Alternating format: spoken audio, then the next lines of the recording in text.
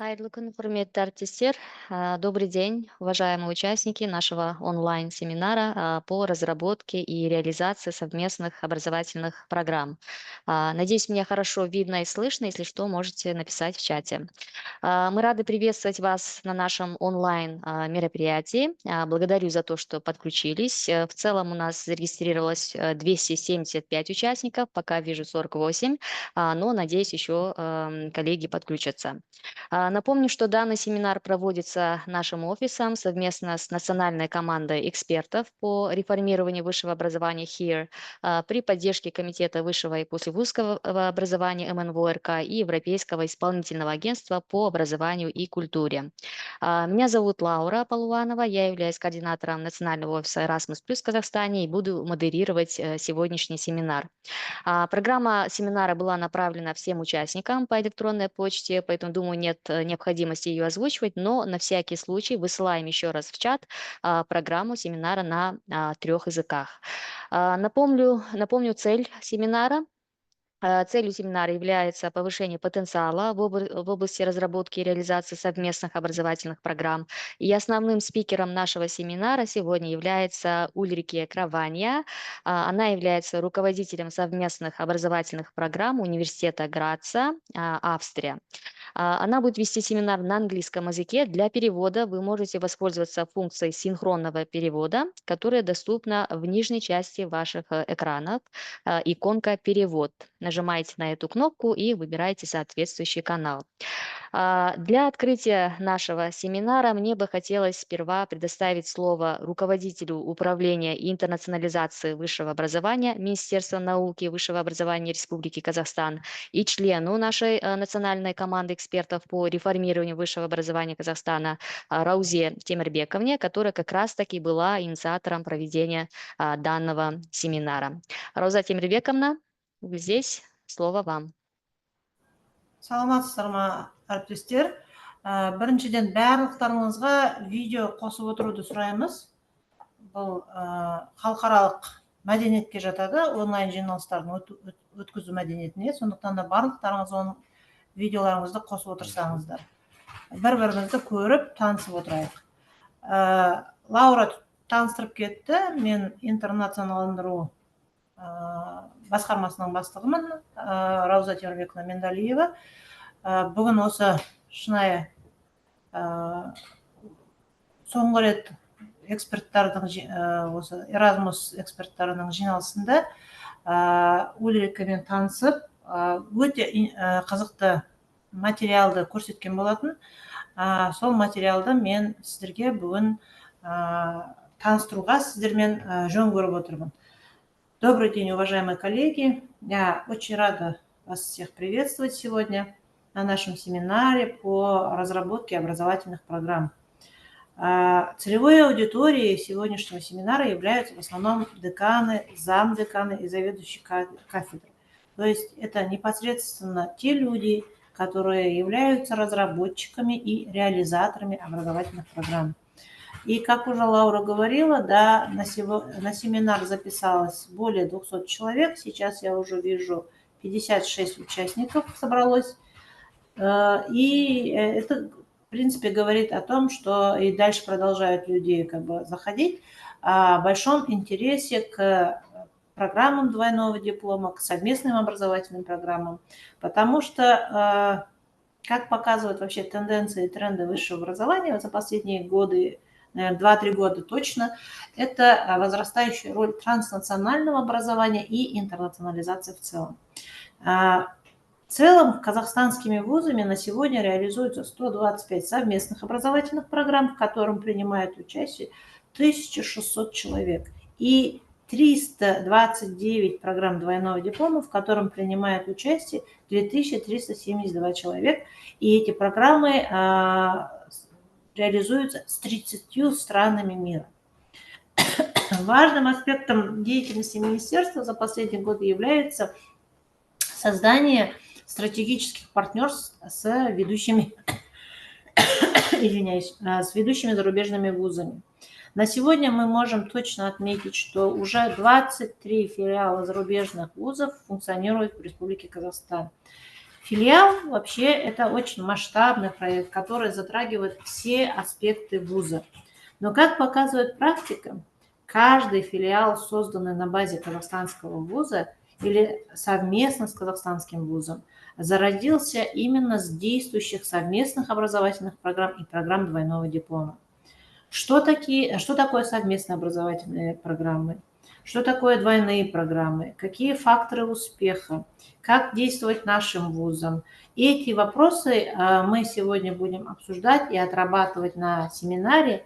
И в этих целях я пригласила руководителя совместных образовательных программ Университета Граца, Австрия, Ульрики Кравания, которая расскажет о своем опыте реализации и постарается помочь нам провести аналогии с учетом наших реалий.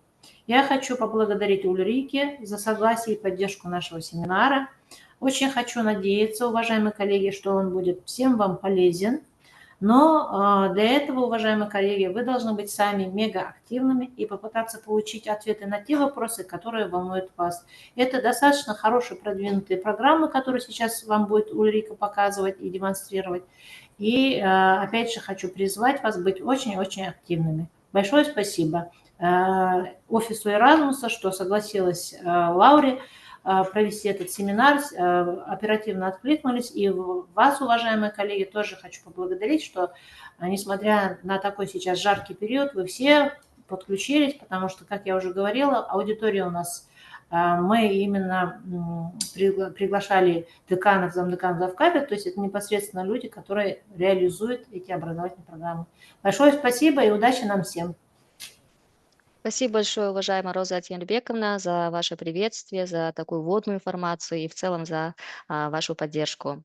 Уважаемые участники семинара, теперь переходим к основной части нашей программы, и я с удовольствием передаю слово нашему эксперту, руководителю совместных образовательных программ Университета Граца Ульрике Кравания. Ульрике, are you here? Thank you very much. I hope you hear me well. Yes? Yes, we are. Yes, we can hear you and see you. Great. Thank you very much. So, yeah, thank you very much for the invitation. This is more or less a follow-up of our technical assistance mission Central Asia, which we had in April in Bishkek, where I was already presenting most of the input I will presenting today as well. So the first two presentations will be kind of an input of different topics. And this will be followed by some interactive activity where you will be able to reflect this in your own context. So I will now start my presentation, and I hope this will work out. So normally you should be able to see now my Yes, we see screen. Okay, great. So first of all, I would like to talk just a little bit short, very short about me. So I'm working at the University of Graz already for a very long time. I was from 2000 onwards responsible for the implementation of the Bologna process at our university. And during these activities of the Bologna process implementation, a project developed about the implementation of joint programs, so joint and double degree programs. And we had various projects in these topics, but not only about this topic, but also other relevant Bologna process implementation topics like the change to the bachelor-master structure and the implementation of ECTS as an accumulation system, which was a big project in Austria because we had a different structure before. I am also a member of the Austrian strategy group regarding the implementation of the European degree, and I'm very active in our universities alliance. As you might know, in Europe, there were a lot of so-called European universities alliances created, where we also run a lot of collaborative work, especially when it comes to studies. Yeah, so I did various technical assistance missions about these topics already in different areas of the world. So I'm happy to be here with you now as a follow-up of one of the former ones in Central Asia. So what will this be about?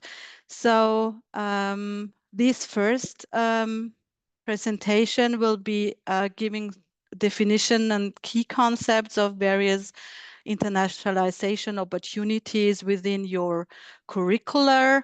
So how to enhance internationalization of your students by implementing international components into your study programs. And the second part, after a question and answer session, we will dive deeper into the topic of joint study programs.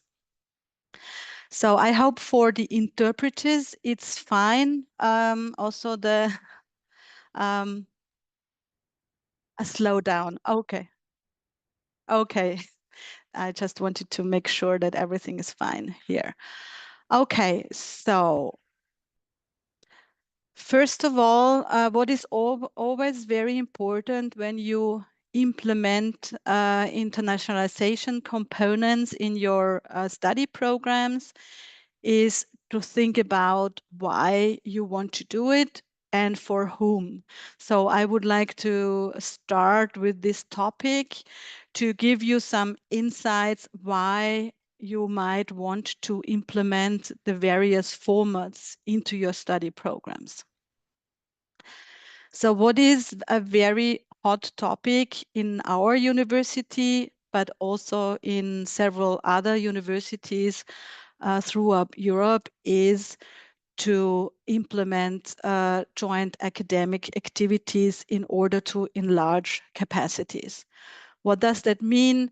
You have specific focus areas of research and teaching at your university, and you would like to implement study offer that you cannot offer alone. So you start a collaboration with a partner university who could be able to feed into your study program content you might not be able to offer yourself.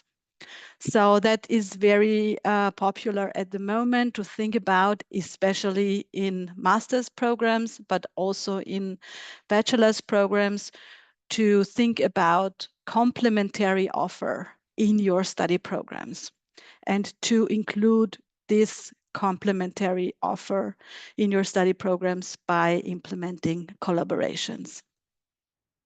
Of course, this will then also lead to more attractiveness and also to more quality of your educational offer by having more variety and different study paths available to your students.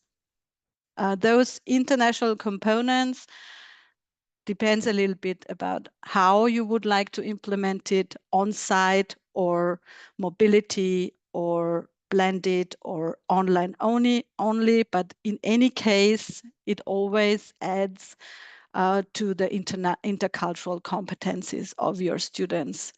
So of course, when you make your students mobile so that they have to go to another place and adapt to the learning environment and the living environment of this area, of course, this would be a little bit more intercultural than if you only include online, but still intercultural competence can also be added by offering blended and online activities.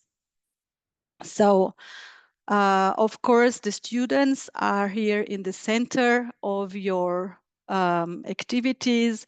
So with those new components in your study plans, students will of course also be able to acquire additional skills such language proficiency, flexibility, global networking and awareness, and so on. So everything you can read through here. Communication skills, of course, critical thinking and open-mindedness.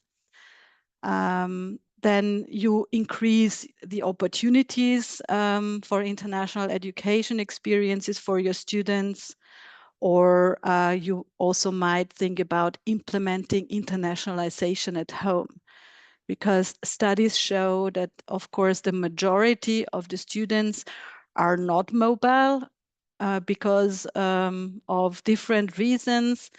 So there are a lot of possibilities available to include international components into your study programs by inviting lecturers and so on. So we will hear a little bit about this afterwards. Then, of course, when you offer international education, you gain more international visibility, and you, of course, improve your international cooperation. This all hopefully will support employability of your graduates by an enriched curriculum. So let's go on. So now I'm going into the different components, and I would like to start with the most complex one. So the joint program, sometimes it is also called joint study program. So what is this? This is a study program that is developed and provided jointly. So a full degree program offered by 2 or more higher education institutions, possibly also other institutions from the labor market, enterprises, NGOs, and so on. And they may lead to the award of a double, multiple, or a joint degree. So we always use the definition joint program. We take this from the Erasmus Mundus guidelines, and also in the language used now by the European Commission, this is the term that is mostly used. But of course, you might also find other terms like joint study programs, joint degrees, joint academic programs, and so on. But we try now to use the term joint program, so to have a common definition for a jointly developed and jointly provided curriculum. So what is a joint program? You can see here on the left side with the flash, it says level of integration. This means that, of course, there is various formats and forms of such joint programs. You can implement them as highly integrated programs, so a new study program that is completely developed in common with the partner universities as a new program. But of course, you could also implement it in a not so integrated manner. In the second presentation you will hear, I will talk a little bit more about this. You can implement a joint program as what we call a stand-alone study program, so a new program implemented together. Or in some cases, it is also implemented as a track or a study path in an existing study program. What do they have in common? Yeah, they are jointly developed somehow of 2 or at least 2 partner universities and sometimes more. The joint organization of the study program is governed by an agreement. So you need an agreement, but it's not only the study program that is in the center, it's also the organization of the study program. So you need to find a lot of compromises with your partner institutions.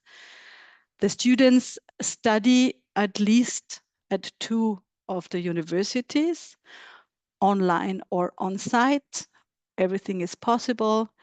And of course, those study components which the students study at the partner university are automatically recognized and transferred into their curriculum.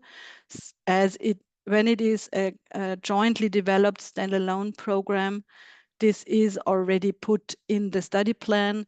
If it is a track in an existing study program, this might be put in the agreement that the study components of the partner university are automatically transferred into your study plan. At the end of such a program, students receive a joint, double, or a multiple degree, depending on the study path of the students. What does that mean? When we talk about joint, double, and multiple degree, we have to make a difference in terminology, because sometimes there is some confusion about this. A joint degree could be a joint diploma in terms of the document, but of course a joint degree could also be a joint qualification in terms of a jointly issued qualification. So what we use here is the joint qualification in all the three terms here. So we always want to make sure that the students only receive one qualification certified in a different manner. So in a joint degree, they receive a single diploma issued by at least 2 higher education institutions. In a double degree, they receive 2 national diplomas, but issuing the one qualification, and it only certifies the completion of one study program. And the multiple degree, it's the same idea, but with more than 2 national diplomas. So I hope this was somehow understandable, that you should be aware of the fact that a double degree should not lead to 2 qualifications, so that someone could think the students did 2 independent study programs in one. If there are any questions, of course, feel free to ask in between or write in the chat. I would like to ask Laura to help me with that, because at the moment I cannot see the chat, because I only see my shared screen and some of you on the side.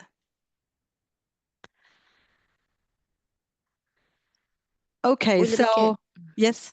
yeah, I will let you know if we have any questions in the chat box. Yes, that would be great. And also to translate it if it's written in Russian, because I use a translator, but not always works. Okay, so we started with the most complex and most complicated activity, so with the definition of that. And now I would like to give you some examples of how to start collaborations, or for some not so complex opportunities which you could perhaps more easily start with. Working with partner institutions on a joint program like the one I explained needs a lot of trust and should build on already existing collaboration. So when you do not have a partner yet, and when you would like to build a new collaboration, twinnings could be a very good opportunity. So what does twinning mean for us? Twinning is more or less a loose visit to the partner institution within the same discipline, composed by 1 lecturer, teacher, and 3 to 6 students for a short-term visit of 3 to 5 days approximately. You could implement activities such as internships or group trips or joint workshop on a specific topic, or also a summer school or group projects. Normally, this is not a regular course, of course, because there is only very few students, and no ECTS normally are allocated to such activities. You could implement it in person, so on-site visit to each place, or also as a blended version with the online component before you start the on-site. So for us, this is a great opportunity to get to know each other, to get in contact with each other, to implement a very small component and to start collaborations in a specific topic and in a specific area, and to get to know each other better, especially also to figure out complementarity in terms of the subject area you would like to implement.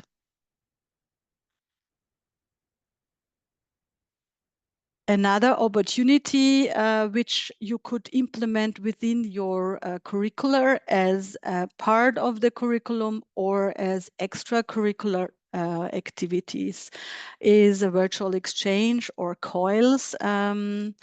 This is something you have to implement online, so you will not be mobile in person. It's an international experience where you use the new technology we learned a lot about during the COVID times. So no physical travel is here required, but it's still a very great opportunity to get students together in a joint classroom.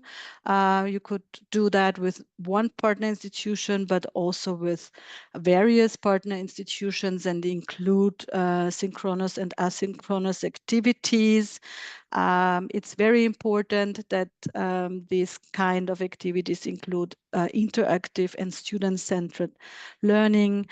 And very often those virtual exchange components include soft skills, competencies such as intercultural awareness, digital literacies, and teamwork. And of course, it involves a lot of active participation. So virtual exchange activities are no lectures where students sit in front of the computer and one lecturer talk in a lecture and students listen, but it's more a seminar and workshop style where students work together and where there is a lot of people-to-people interaction.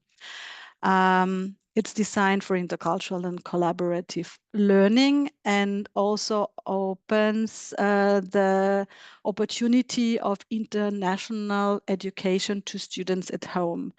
So by involving lecturers and teachers from different universities, of course, you will bring this learning environment of the partner university also to your students at home. What do you need, or what you should consider when you think about implementing virtual exchange components into your study plans is that you need the technical infrastructure and reliable internet connections, some video conference tools. And of course, you need trained teachers who know how to use the technology for those collaborative projects. So this is a very important success factor for such virtual exchange activities. If you integrate it in your curriculum, it should align with your learning outcomes, and it could be integrated as a mandatory or as an elective course. Of course, you can also provide this as an extracurricular activity, but of course for students would be more beneficial when they get credits for their study program. You need to think about the language policy in case you provide this with partners which do not speak your local language. And you need the commitment of the partner institutions. And sometimes also tricky thing in case you want to implement this with international partners is like time coordination with the different time zones.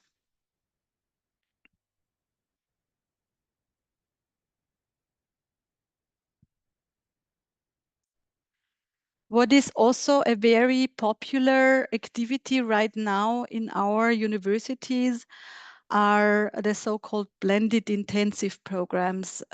This is a kind of a program where you combine a virtual component with a physical mobility.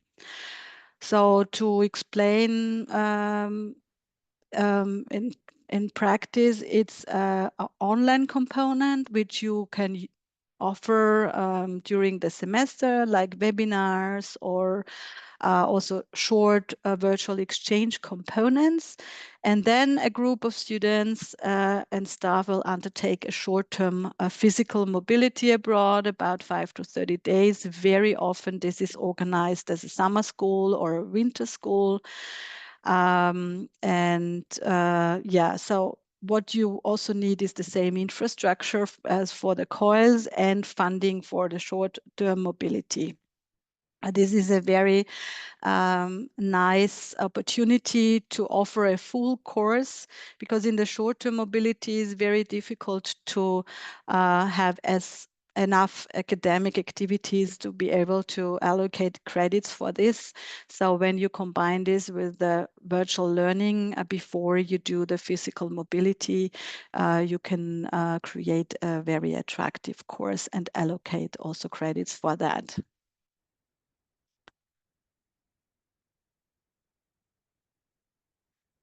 Of course, you can also implement only online courses, like webinars or massive open online courses where you have a lecturer and students can follow the course online.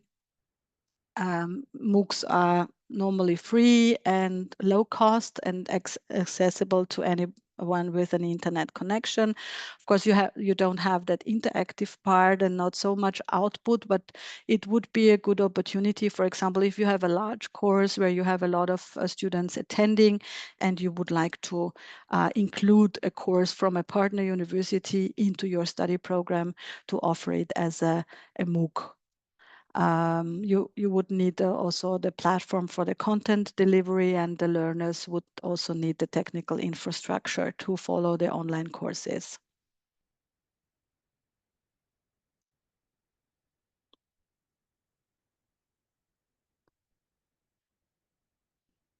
So the next opportunities is mobility windows. We talk about mobility windows when we implement and include mobility options into the curriculum. You all are from, yes? Question or just the microphone that was switched on? You all are aware of the different steps students need to undertake when they would like to go abroad.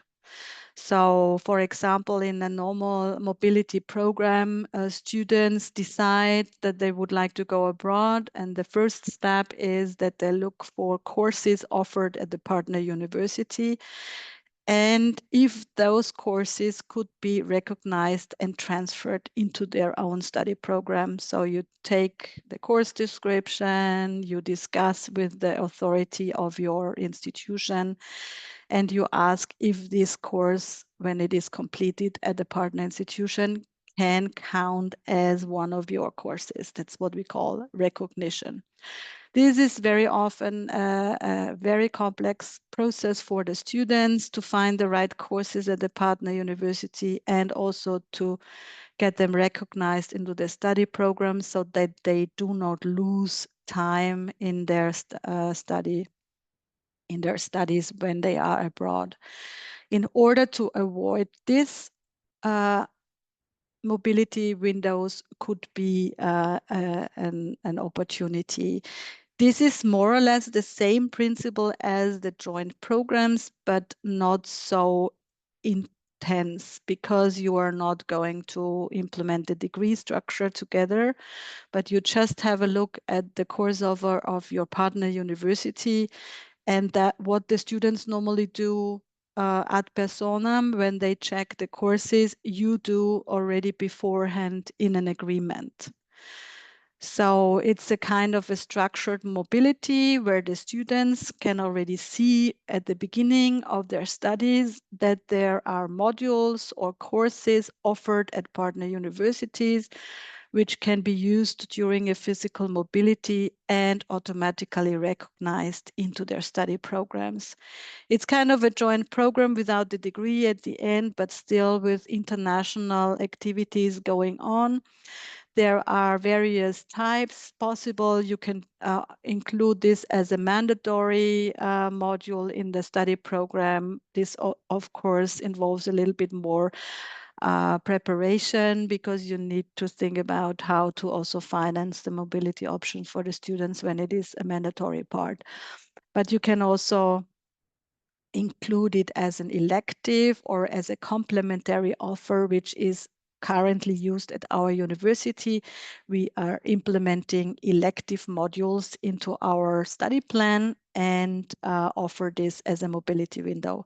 How this looks like, for example, in our program in environmental sciences, we have an environmental science elective module of 16 ECTS, which students can either do at the University of Graz or at the partner university, and the topic of the modules are already fixed in the agreement. So when they have a look at the program offer, they see, this module I can do on mobility at the University of Padua in Italy, and I can focus on this topic, and these are normally complementary offers.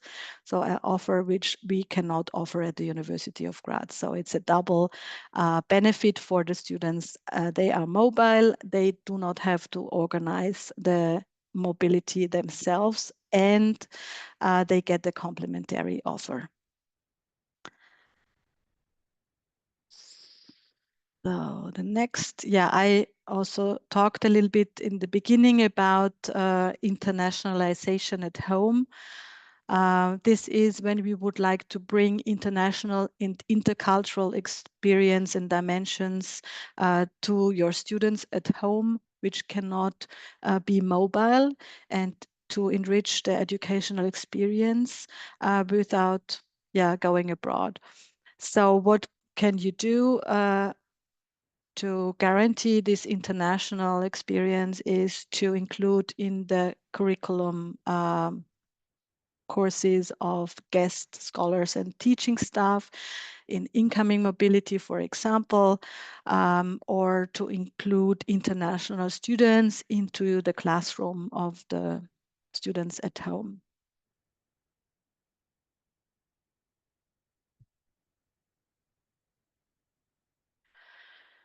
And as part of the blended intensive programs, you can do summer and winter schools, but of course you can also do them individually. Very popular at the moment, especially in the shorter study programs on the master level, but also of course in the bachelor's level, is the integration of short-term mobility programs in forms of summer and winter schools, which of course can also be included in study programs as elective courses or elective modules. The benefit of these activities is that you can also include academic educational activities, which you normally do not include in regular courses, workshops, practical training, for example, or field trips, laboratory works, group projects, and case studies, and do this in collaboration with your partner institutions on site somewhere in a, let's say, fixed group. Very often they are offered in very specialized subjects or interdisciplinary topics. Of course, you can also integrate them as extracurricular activities to enhance your attractiveness, but always, as always, everything is more beneficial for the students when it comes with credits.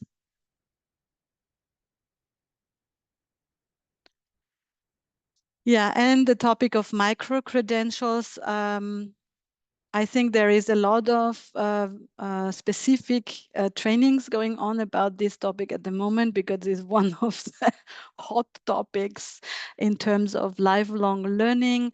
But you can also include micro-credential in your study programs, what does that mean? You take a specific course or module where graduates get specific learning outcomes and competencies, and you certify it with a certificate. So they have very specified learning outcomes in those micro-credentials. They can be, for example, a short course or a short training. Our university currently offers, for example, a micro-credential in artificial intelligence. This is a 16 ECTS program over 2 semesters, which students can integrate into their curriculum as an elective, or which can also be done as an extracurricular activity. And it can be transferred to somewhere else or to another university, or also for later on for your work experience, because you receive a very specific certificate with the description of the competencies acquired. The idea is that this adds also to lifelong learning, so that you can add several micro-credentials and create out of it a full degree program even in the future. So there is a lot of activities going on regarding the creation of micro-credentials, but in short, this is a short program with a certificate which can be done outside the curricula, but also inside the curricula. So to have an added value that you get an additional qualification and an additional certification in a very specific field.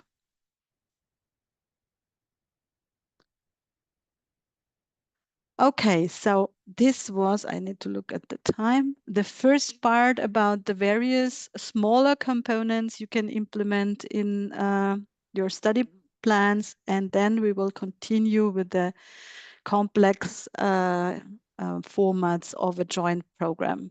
So I think we have now a question and answer session, so feel free to Thank you very ask. much, Ulrike, for the comprehensive information about all these types of the programs. We do have some questions in the chat box, so let me read them out for you. The first question is from Mirgul Kulahmetova.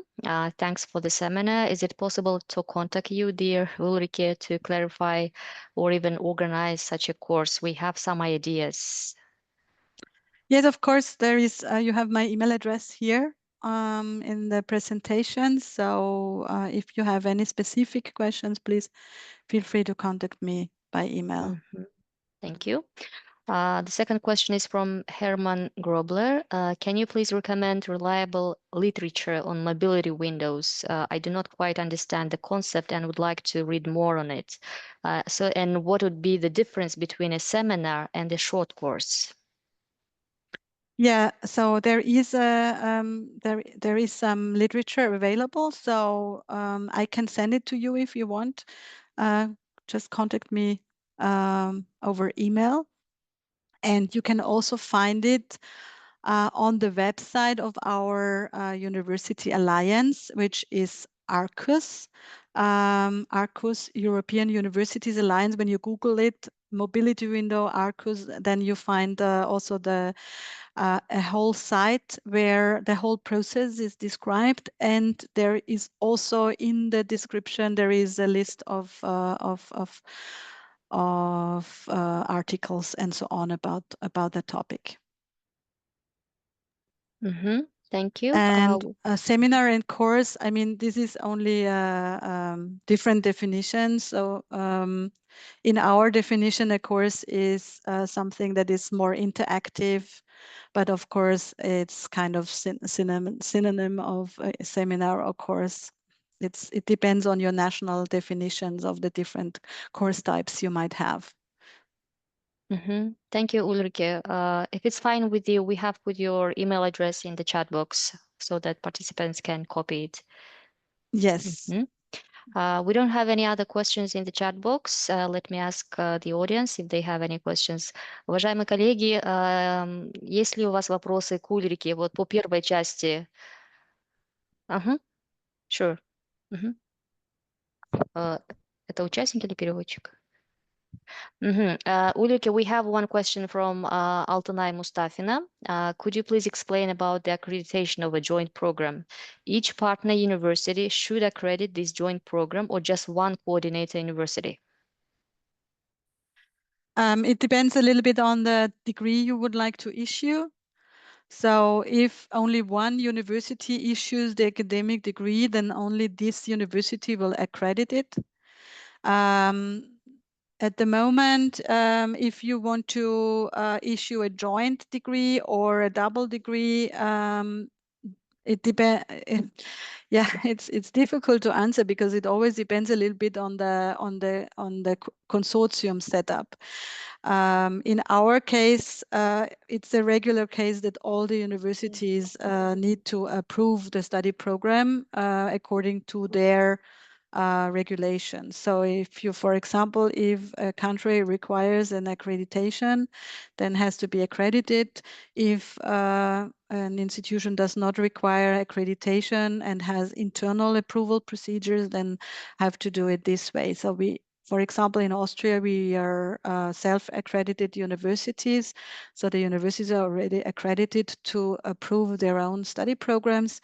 So we do not need to go through a national accreditation or through an accreditation agency, but other partner universities might need to do that. The only possible possibility to overcome that at the moment is in Europe.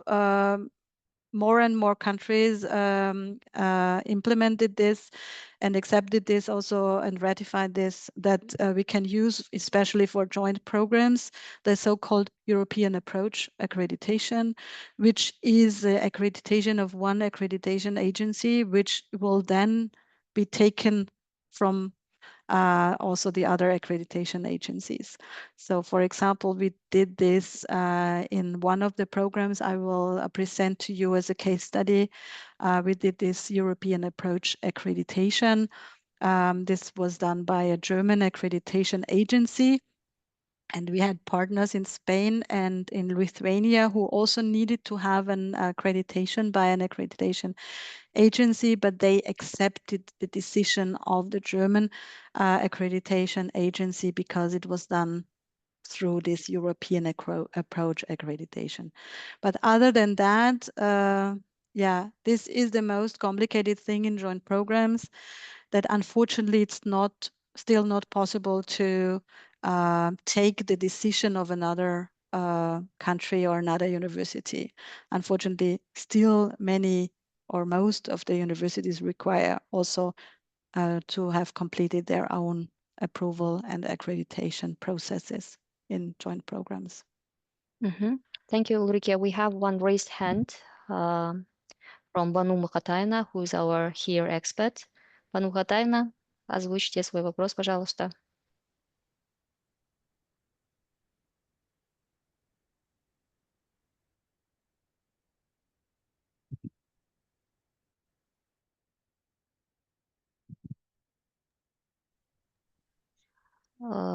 Okay, we'll come back to Banu Khatayna later. We have some more questions in the chat box, Ulrike. Question from Sauli Ordabaeva. She's asking whether the courses offered by you with a duration of 3 to 30 days can be considered as joint educational programs. Sorry, can you? Yes, the courses that have the duration from 3 to 30 days that are offered by you, can they be considered as joint academic programs? I mean, everything that is somehow developed jointly can be considered a joint academic program, but a joint program as a study program is a full program. So it depends how you integrate the partner institutions. But I wanted to show you that if you are not ready yet for the implementation of a full study program in collaboration with a partner university, you might want to start with like smaller components that you can also include in your study programs and where you can also enrich your study programs internationally, but it is not yet a full joint program. So as a first step, you include international components, and as a second step, when you have a good, trustful collaboration with your partner university, you take the next step and you implement a study program in collaboration. Ulrike, I think courses, the duration of which are up to 30 days, it's just short courses and they could considered as a part of joint degree program, but not full program, right? Yes, exactly.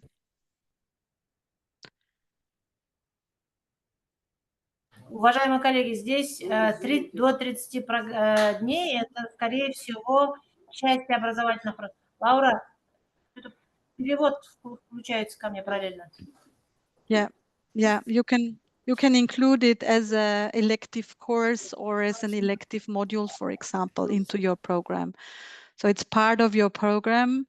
It is jointly organized with a partner university, but of course it is not the full study program. Thank you, Ulrike. Thank you, Rosa Timirbekovna. We go to the next question. A question from Mahabat Ramazanova. What are the first steps of a faculty member to start an initiative of a joint program in their higher education institution? We don't hear you, Ulrike. You are muted. Sorry. Can you say again, please? Yeah. What are the first steps of a faculty member to start an initiative of a joint program? Yeah. Yeah, I mean, first of all, it depends where you start with. So do you already have contacts, or do you only have an idea of implementing such a program? So when you really start from scratch, and you would like to implement a joint program in your specific field, then of course the first step is a partner search. So you need to find the right partner. The best way is that you already have a collaboration with the partner university on a different level. So for example, you base it on research collaboration or other collaboration you have, like the exchange of students or Erasmus agreements and so on. This is the best way, because if you just send out emails to partner university, I doubt that anybody will answer your request. So the best is you base it on existing partnerships and on existing collaboration or on a small scale partnership activities. If you already have a partner and you already have a plan, then your first step would be to see how this works internally at your institution. So if you already have processes there, who to contact, because in fact it is the development of a study program. So you normally also need to go through the regular study implementation process, and you add an international component. But of course, this differs a lot from university to university. Also in the European universities, we do not have a recipe for those kind of collaboration. Every institution has its own procedures and its own ways to doing it. Thank you. Question from Saulia Wardabaeva. At our university, joint educational programs should include no less than 90 credits, which means 3 academic semesters. So to what extent is it correct, in your opinion? So in your institutions, an international program needs 90 credits. Do I understand this right? Joint academic programs should include at least 90 credits. I tried to get this question. Perhaps this person could explain a little bit more. Саулия Вардабаева, вы можете пояснить свой вопрос? можете включить микрофон, либо поднять руку.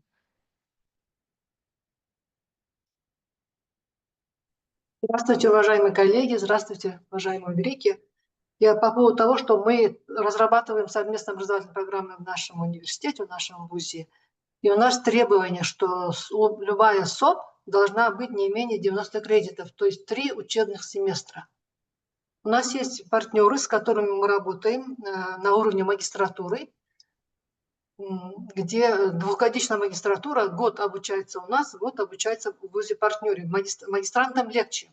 А в бакалавриате не менее 3 семестров обучаться. В общем, студенты вуза-партнера, они затрудняются приезжать к нам на 3 семестра. Наши еще могут выехать, допустим, в Москву, в Питер. А питерские, московские студенты к нам не всегда хотели бы приехать на 3 семестра обучаться. В этом заключается проблема составления наших образовательных программ совместных, потому что требования вот не менее 3 семестров. Мы можем оговорить в этой программе, допустим, от 1 до 3 семестров, чтобы она была приемлема и для студентов вуза-партнера. Вот эти требования каждый вуз самостоятельно сам решает, или есть какие-то нормативы, требования, которым мы должны придерживаться? Нет, Сауле, я вашего отчества не знаю, извиняюсь.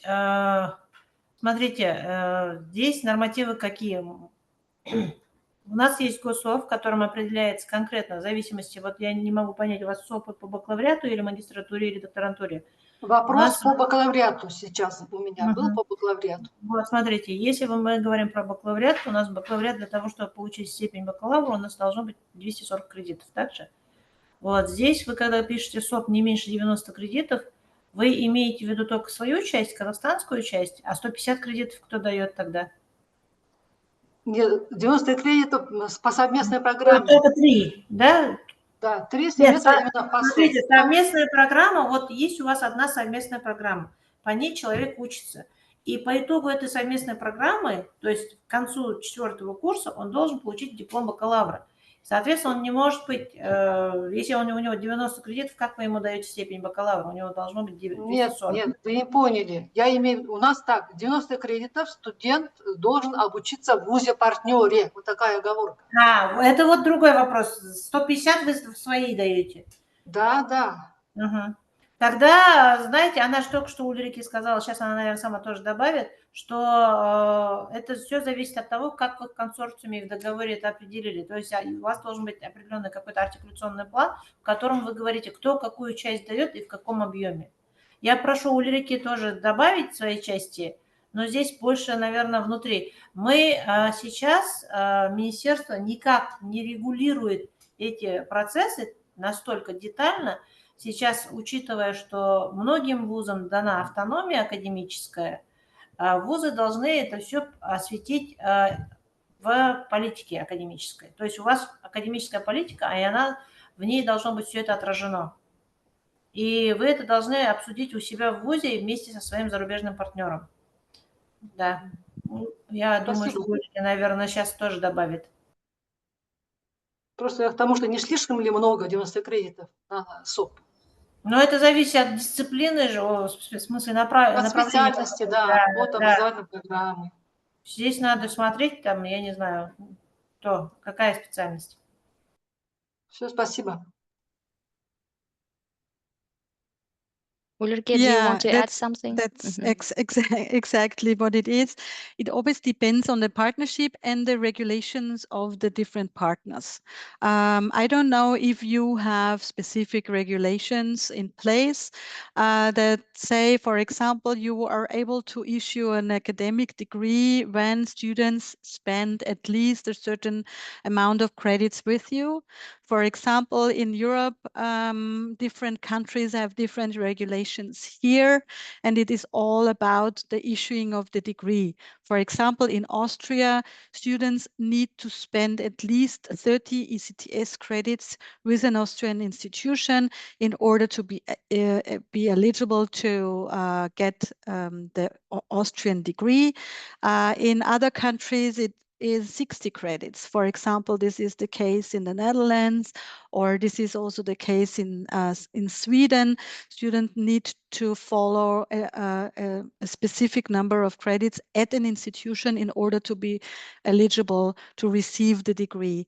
Because when you have a joint program, for example, let's say we have a 120 ECTS credits program, so a 2-year master's program. And the students spent 90 credits at one institution and 30 credits at the other institution. And both institutions issue the degree in a joint diploma or in a double degree diploma, doesn't matter. Both institutions need to respect their regulations in order to be able to issue the degree. And in our case, if this is, for example, a study program involving an Austrian institution, and the students study 90 credits at an institution in Kazakhstan and 30 credits with the Austrian institution, we would recognize the 90 credits into our system. And with the 30 credits fulfilled at the Austrian institution, the student will also be eligible to receive the degree. This is a regulation we have. This might be different with other partner institutions. In Italy, for example, they have a very strict regulation for the different study plans. The students need to fulfill a minimum of specific credits.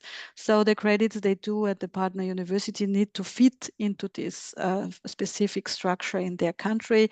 And they also need to fulfill a certain number of credits with them. In other countries, it's perhaps not necessary that students spend time in person at an institution and they still can issue the degree. For example, this is the case in Spain. They do not require students be on site in Spain to get the degree. Only the degree has to be registered there, and it has to be really jointly developed and jointly issued. So they do not care where the student physically is as a person. They only count the joint study plan that was developed and is issued together. So there are different regulations in different countries in place, and it very much depends on the country and on the local regulations of those institutions you want to work with. So there is no general regulation about that. It always depends on the partners. Thank you, Ulrike. We have 2 more questions that we can cover. We have one raised hand from Anastasia Karimiluk, who wants to comment or put a question. Anastasia? Hello, everyone. Can you hear me?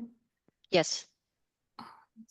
I have a question, actually. Thank you very much, Ulrike. Thank you very much, Laura and Roxanne Merbekovna, for this very nice seminar. I'm sure it's going to be very effective and very interesting for us. I have questions regarding the, let's say, time of inactive programs. We know that, for example, in our university, we have 75 programs in general, but some of them are not active now, but they're still in the pool and we are offering them to the new students every year. So according to your internal regulations, if you have any to them, how long, how many years these programs can be, let's say, in a dormant format? What do you do with them? Do you analyze, do you redesign them? Do you find any new partner for them? Or how long they can stay sleeping? Let's call them sleeping.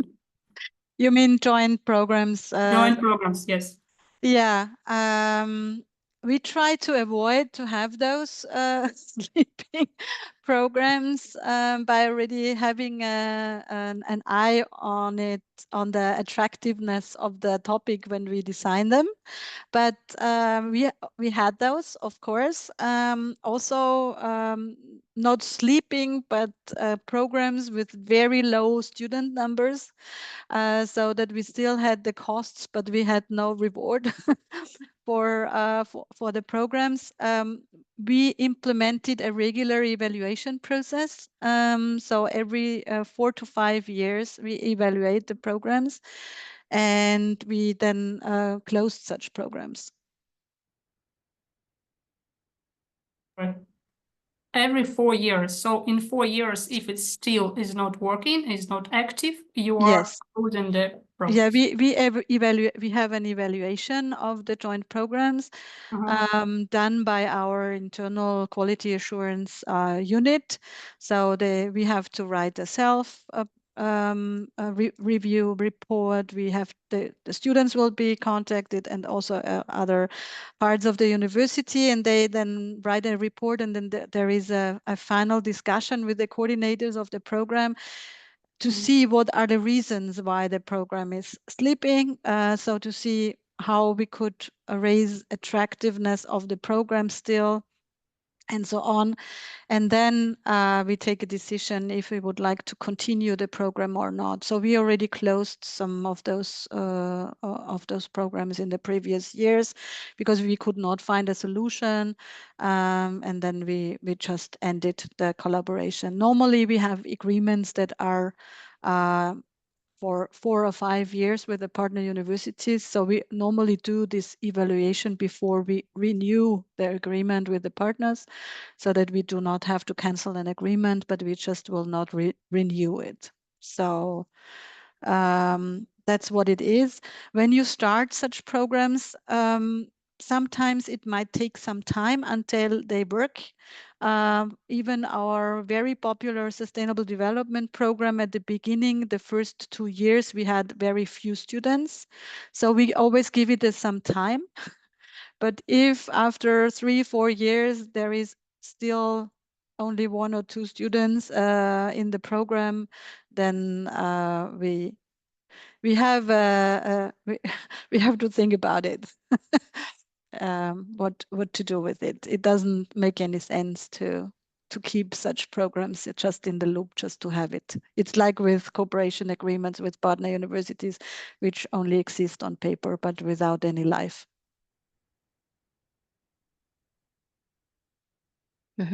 Thank you. We are falling behind our schedule, but we have 2 more questions, Ulrike, if I may ask Yeah, them. I would say we take those 2, Okay. because I see that some of the questions we discussed right now, people might find an answer in my next presentation, or Okay. even get more questions. So the question is from Marhabat Ramazanova. Could you please also cover briefly financial terms of the universities, of how universities usually operate in a joint program? Yeah, of course. The finances are also a very tricky question, because it always also includes questions about financing structures of the different universities. So you should be a little bit aware of how university financing works also at the partner university, and also to explain your financing mechanism of universities and study programs to your partner university, because very often there come up misunderstandings in the discussion, because very much depends on how universities are financed, and also how study programs are financed. So if you rely on tuition fees and you have high fees, you might have difficulties collaborating with institutions who do not have fees, because universities and studies are financed differently.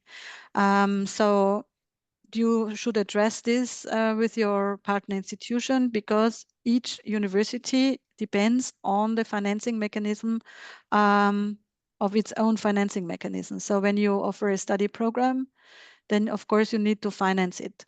What is the good thing of joint programs in this case is, sometimes for us, we can offer a full study program without being obliged to finance it fully, because students do not spend the full study program with us.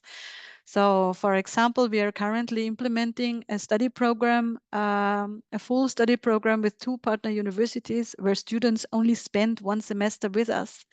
But still all the students are our students, and we issue the degree to all of them. So in fact, this study program only uses resources of our university for 1 semester.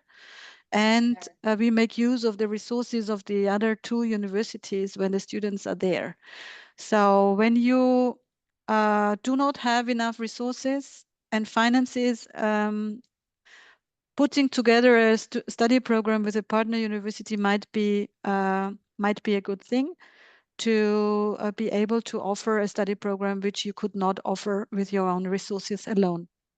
However, always think about what does this mean for the students and so on, because financing is not only financing the study program, so the teaching and so on, but of course also when you send students away on a mobility, and this mobility is mandatory, of course you also need to have an eye on how students can finance this and how this could be supported financially, if you have any finance mechanism in place, and for how many students you could offer that. And then also decide on the number of students you can allow in the program based on this. Because when you have mandatory physical mobility in a program, then of course students also need to move to another place, and this is always something where students need additional financing means. Thank you. And the last question for this part, do we need to sign an agreement with your university to create a joint dual program from Saltanat Miramova?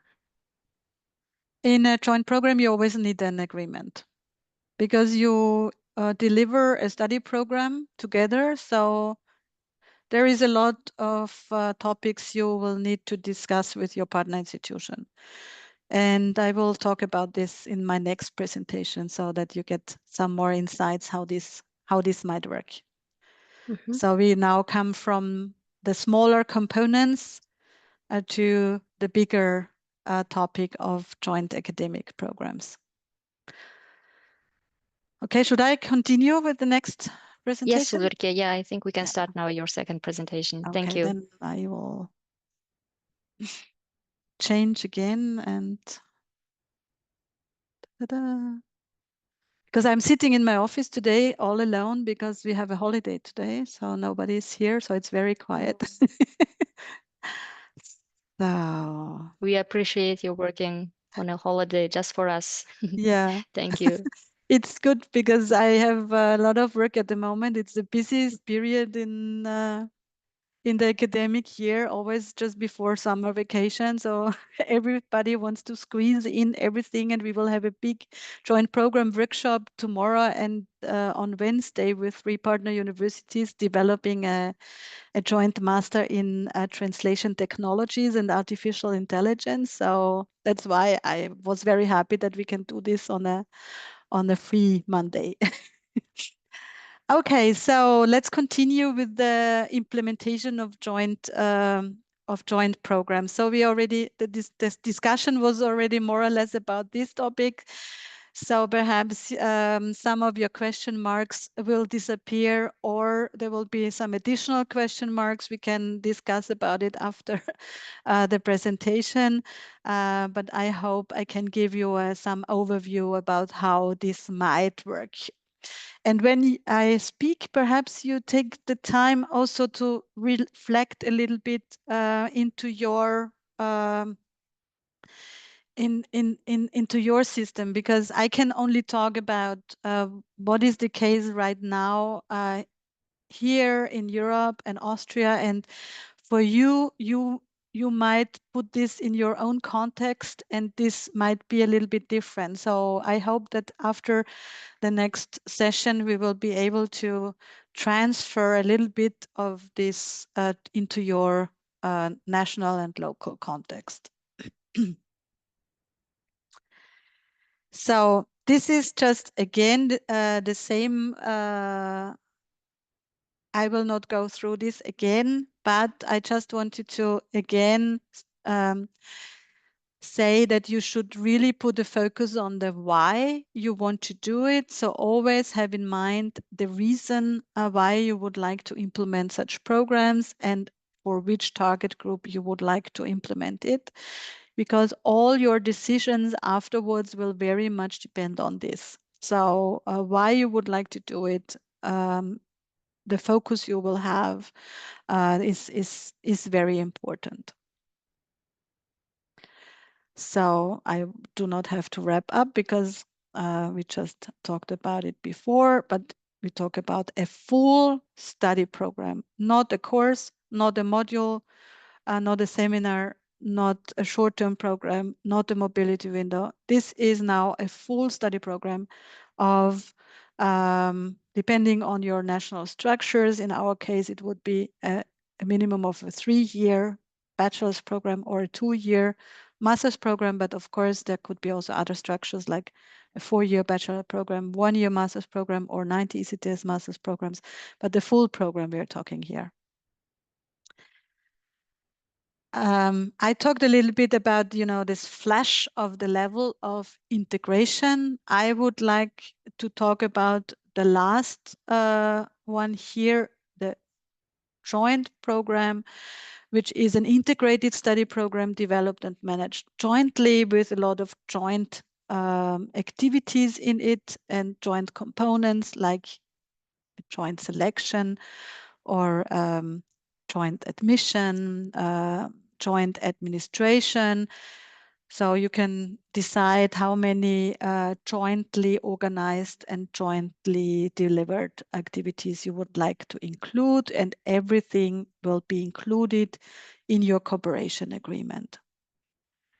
The second possible way to implement a joint study program is to integrate it in a already existing program you have. So you are not going to implement a new program, but you use a program you already have. You decide on a collaboration with a partner university and include it as a track into this program. So a track means the students who are in the program can decide whether they want to do the national track or an international track with the partner institutions. And if your national regulations allow that, you can combine this in one study program. But also here, you have an agreement with your partner institution where it specifically regulates which study parts are recognized and transferred into your study program and vice versa. Because normally this is not a one-way, this is always a two-way. Of course, you can also organize one-way agreements, but for the partner university, this might not be that interesting if they only receive your students, but they will not send students to your institutions.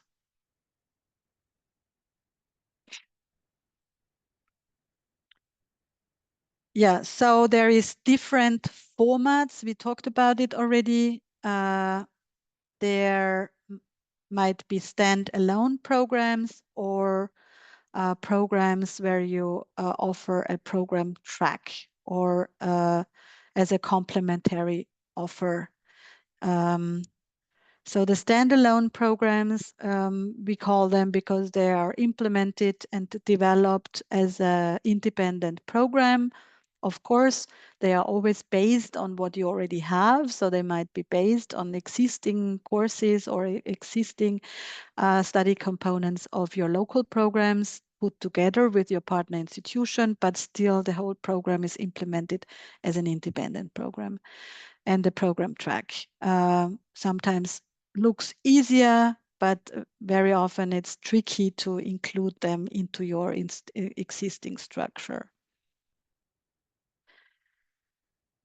Here, I try to visualize a little bit what I mean with program track and complementary program.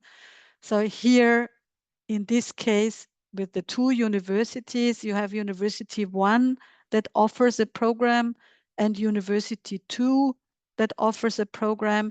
And in those two programs, you have included an international program track where you recognize parts of the program of the partner university in your program and vice versa. So students move for 1 or 2 semesters to the partner institution, and this is recognized into your program, and you do the same with the parts the students did at the partner university before they come to your university. We also call this joint program, but it is a not so integrated format with normally 2 national diplomas in forms of a double degree. Sometimes this structure is used by universities where they have very strict accreditation procedures, and the accreditation of a standalone new program would take very long and very complicated steps. And therefore, they try to use what they already have accredited and use this. For example, the Italians are very much doing that because they have very extensive accreditation procedures for completely new programs. So they try to use existing programs and they try to integrate the international tracks in their existing programs. And the standalone program, I already explained it. You design a new program together with your partners. And of course, those new programs are always based on what you already have. You will not look for new teachers and new lecturers to be able to offer that. You have a look what you have already on offer and where you are good in as well, because it's always a question of complementarity of excellence. So you will offer where you're especially good in and the partner university as well, and you will build together this complementary new study program. Preferably you issue a joint degree, so a jointly delivered diploma. In very much cases, this is just a dream, and very often very complicated to find a compromise for the diploma issuing. That's why also this joint qualification can of course also be issued on various pieces of paper in terms of a double or multiple degrees.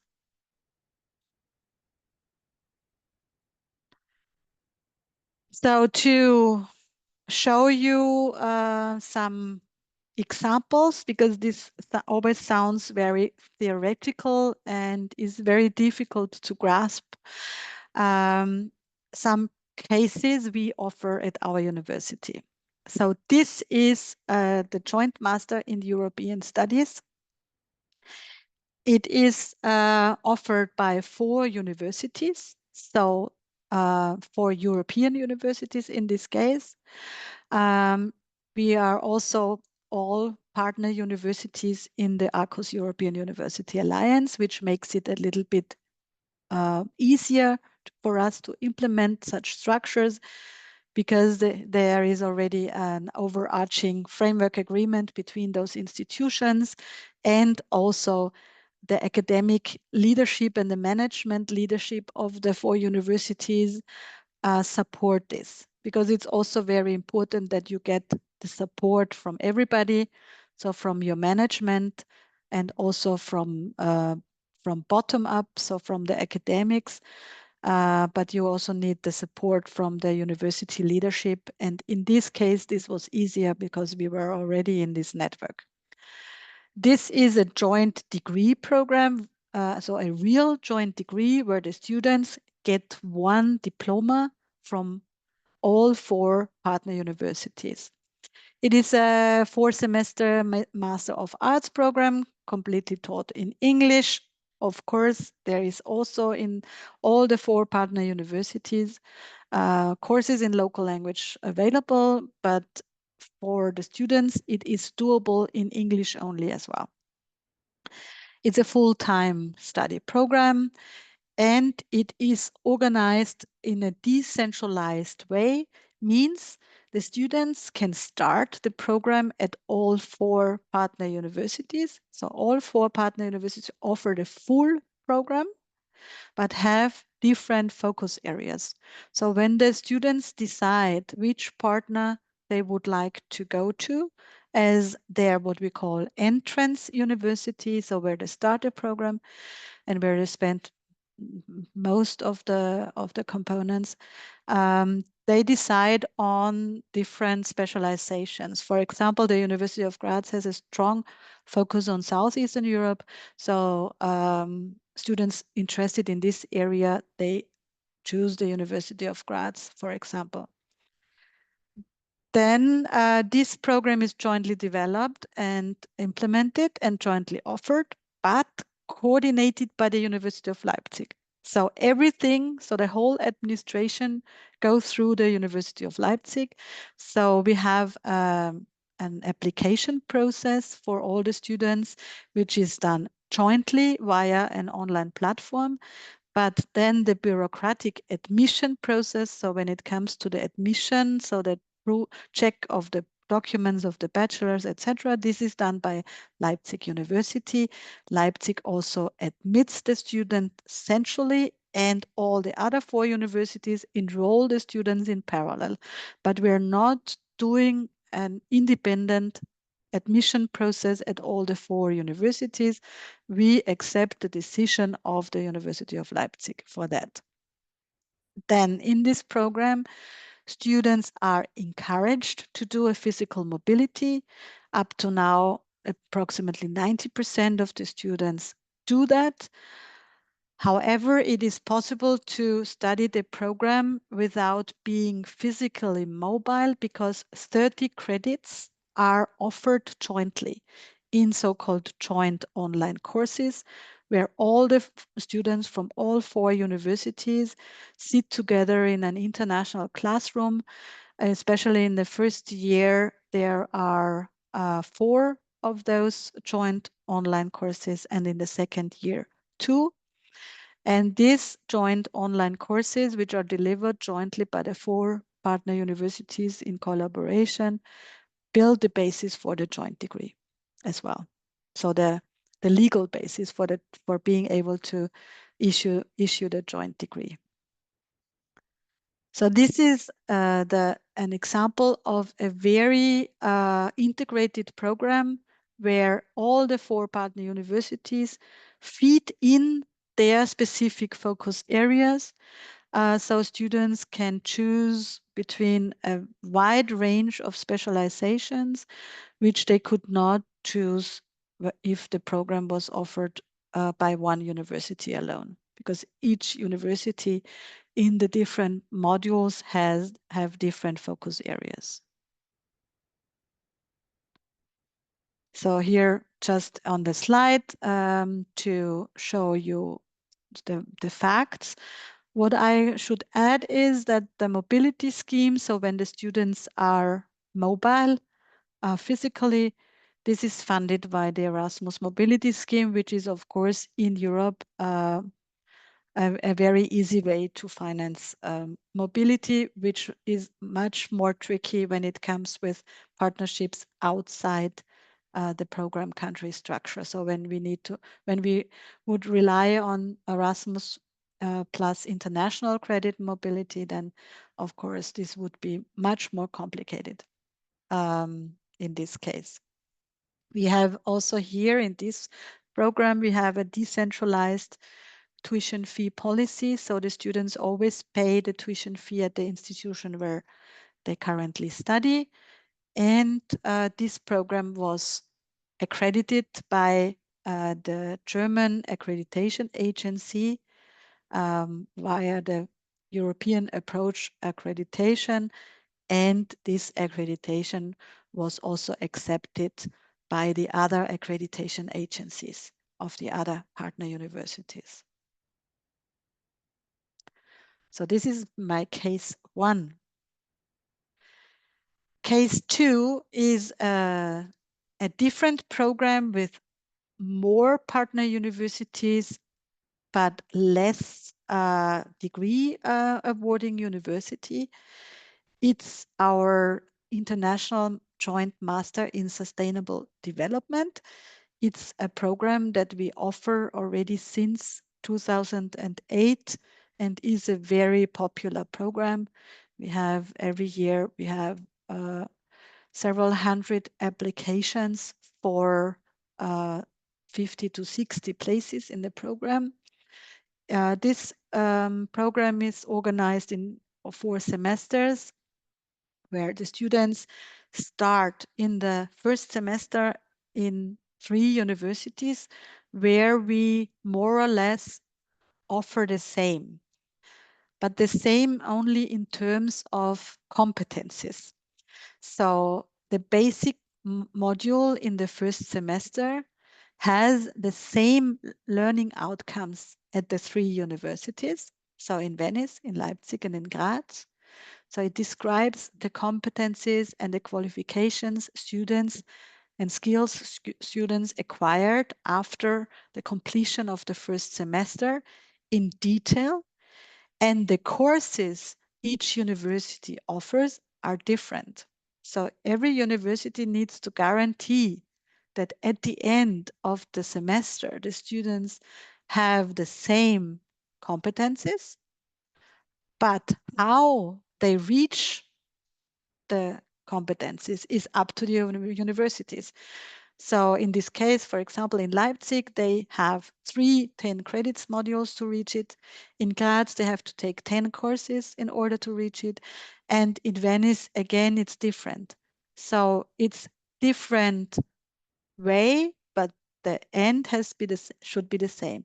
So this is a very good way to overcome structural differences of the universities and to be able to integrate existing course offer in a joint program by defining bigger modules and components and working with the competencies and not with the content.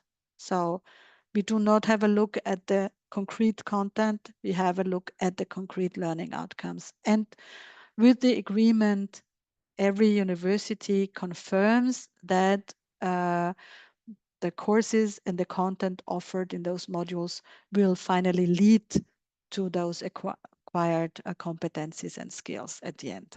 So when you work on joint programs, you should focus on learning outcomes. In the second semester, then each institution offers a so-called specialization track, and students can choose the different specialization tracks in different focus areas at different universities. So at the moment, students are able to choose specialization tracks in Venice, at the University of Utrecht, in Hiroshima University, Leipzig University, Basel University, and the University of Graz. And in as of next year, they will be able to choose a more specialization tracks, because we are currently working on a new curriculum and adding new partner universities to this consortium.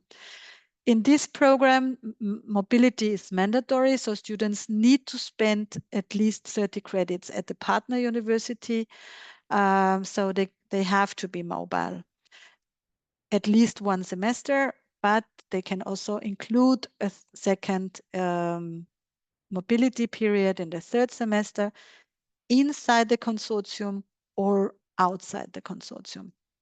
Because, of course, they can also organize a mobility period by themselves by using regular mobility schemes and by checking the recognition prior to going abroad. So this is also possible in this case.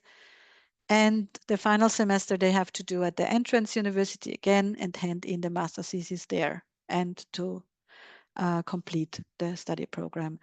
The degrees issued here depend very much on the study path of the student. So there is various degree options between the different universities. So not only one. So when you go from Graz to Leipzig, for example, for your specialization, then the students will receive a double degree. If they go, for example, to Utrecht, they would only receive the Uni Graz degree with an international diploma supplement. So this program is an example that you could include a lot of flexibility into your program depending on the requirements of the different partner universities. But of course, this is a very complex program and it takes some time to implement such a structure. In our case, it took us 3 years to implement this program. So it was 2 years of discussions with the partner university to see how this can be included, if this is within the legal framework, what each university needs and how they can implement this, and a 1-year implementation process. So going through all the legal steps to get this program approved. Again, just a short overview. Here also we have a decentralized tuition fee policy. Students always pay the fee where they currently study. This is in this case important because we have a lot of partners involved with different fee structures and different financing structures, and we would not be able to find a common ground on that. So we decided to have this decentralized and students pay the fee where they currently are.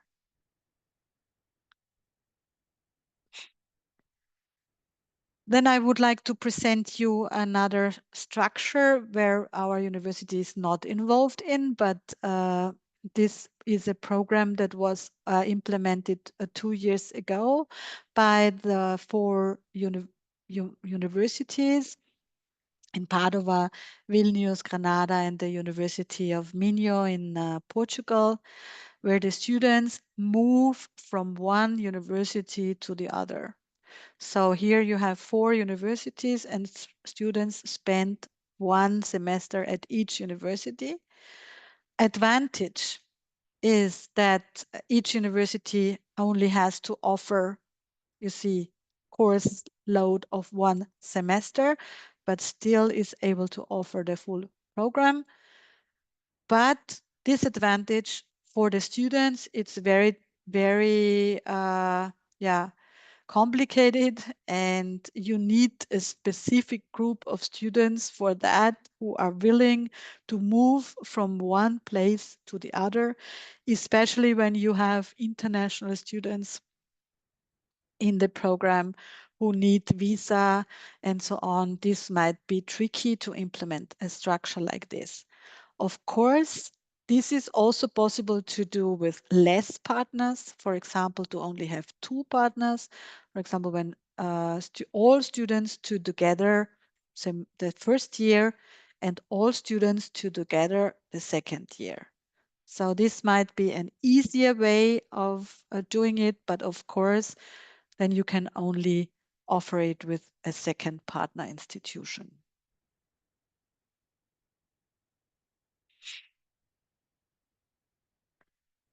Then one case of a program that is implemented as a study path or program track in an existing program. For example, the Master in Biotechnology included a double degree track in the regular program. So this is a 120 ECTS master's program where students can choose when they are admitted to the program, they can decide and apply for the double degree track. Each year there is 2 to 4 places available for each university. So students do the first year at the one university and move to the second university, and they do the second year at the other university. For example, the students from Graz, they do the full second year in Stockholm, and the students from Stockholm do the full second year in Graz. And this was implemented within the existing structure of the already existing programs.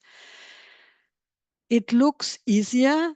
In fact, it was not. Sometimes I prefer doing an independent new program than including it in an existing track, because you need to check the compatibility of the study program of the other university, if it fits also into your program structure, and if you are able to recognize and transfer what the students did at a partner university into your study plan. So this was also a very long project. It's for only 4 students, and it was very time consuming to implement this. But perhaps this could be a case which could perhaps be done on a regional level in Central Asia. We talked about it in Bishkek a lot about Central Asian transnational collaboration, because here I'm talking a lot about the European, but this could be perhaps transferred in your region, which could be also very attractive for you to work within the region with other partner universities where you have perhaps more similar structures, or also not so much language barriers, and also from the financial aspects, this could be an attractive idea. And including this in existing study structures perhaps works better in a regional context than when working with, for example, European universities. Yeah, so this looks very complicated. It just shows that for the students who take the track at the universities in Graz, because we have a joint faculty here in natural sciences with the technical university. So our students take semester 1 and 2 with us, and then go to Stockholm, and the courses from Stockholm are transferred into our curriculum. So this is the easier part. More tricky is the other part. So the students that come for semester 3 and 4 from Stockholm to Graz, and we need to recognize the courses they did in the first year into our system. So there needs to be the compatibility of the 2 semesters. So we had to look what are they doing in Stockholm in the first year, and is this compatible with what we do in Graz in the first year? And is it possible to just move it into our system? And this was then the case, but this is what you have to consider when you try to include a program into your study program, that there is a lot of agreements for credit transfer and recognition needed.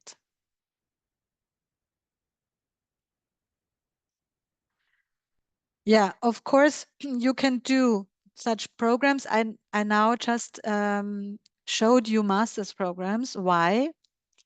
Because on the master's level, for us, it's easier to do such programs because it's easier for us to admit students in the master's program than in the bachelor's program, especially international students, because of the question of the university entrance qualification. And bachelor's level might be a little bit more tricky in this respect. And secondly, also on the language level, for us, it's easier to implement master's programs in English than bachelor's programs in English. In many countries in Europe, the bachelor's program are mainly taught in the different local languages. And it's more complicated to find a language policy on the bachelor's level. Of course, if you work with partners where the language policy is not not problematic, then of course the bachelor's level would also be a good way to implement joint initiatives. So I will have a look at the time. Laura, tell me, how much time do we have left? Well, actually, we have to start our Q&A session. Yeah, so I will just show you, because you will get the presentation anyway, or after the Q&A session, if you want to hear a little bit more about it, then we can still talk about this in more detail afterwards.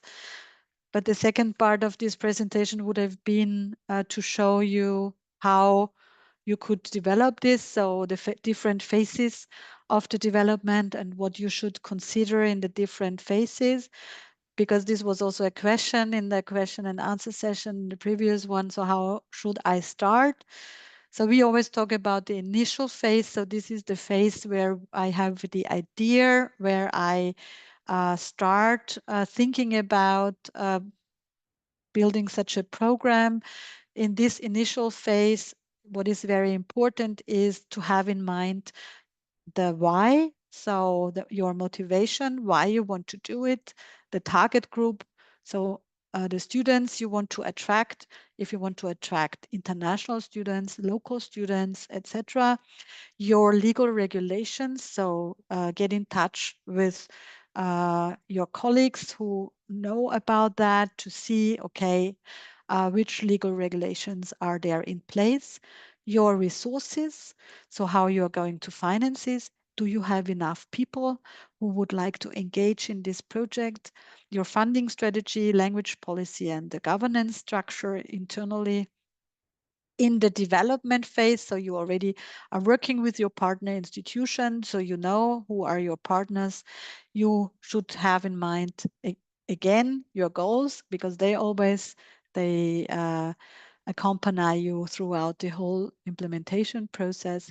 You will be working on the two main documents you need to produce: a cooperation agreement and the curriculum or study plan. You need to think about how the accreditation and the approval will take place, and also have this in mind.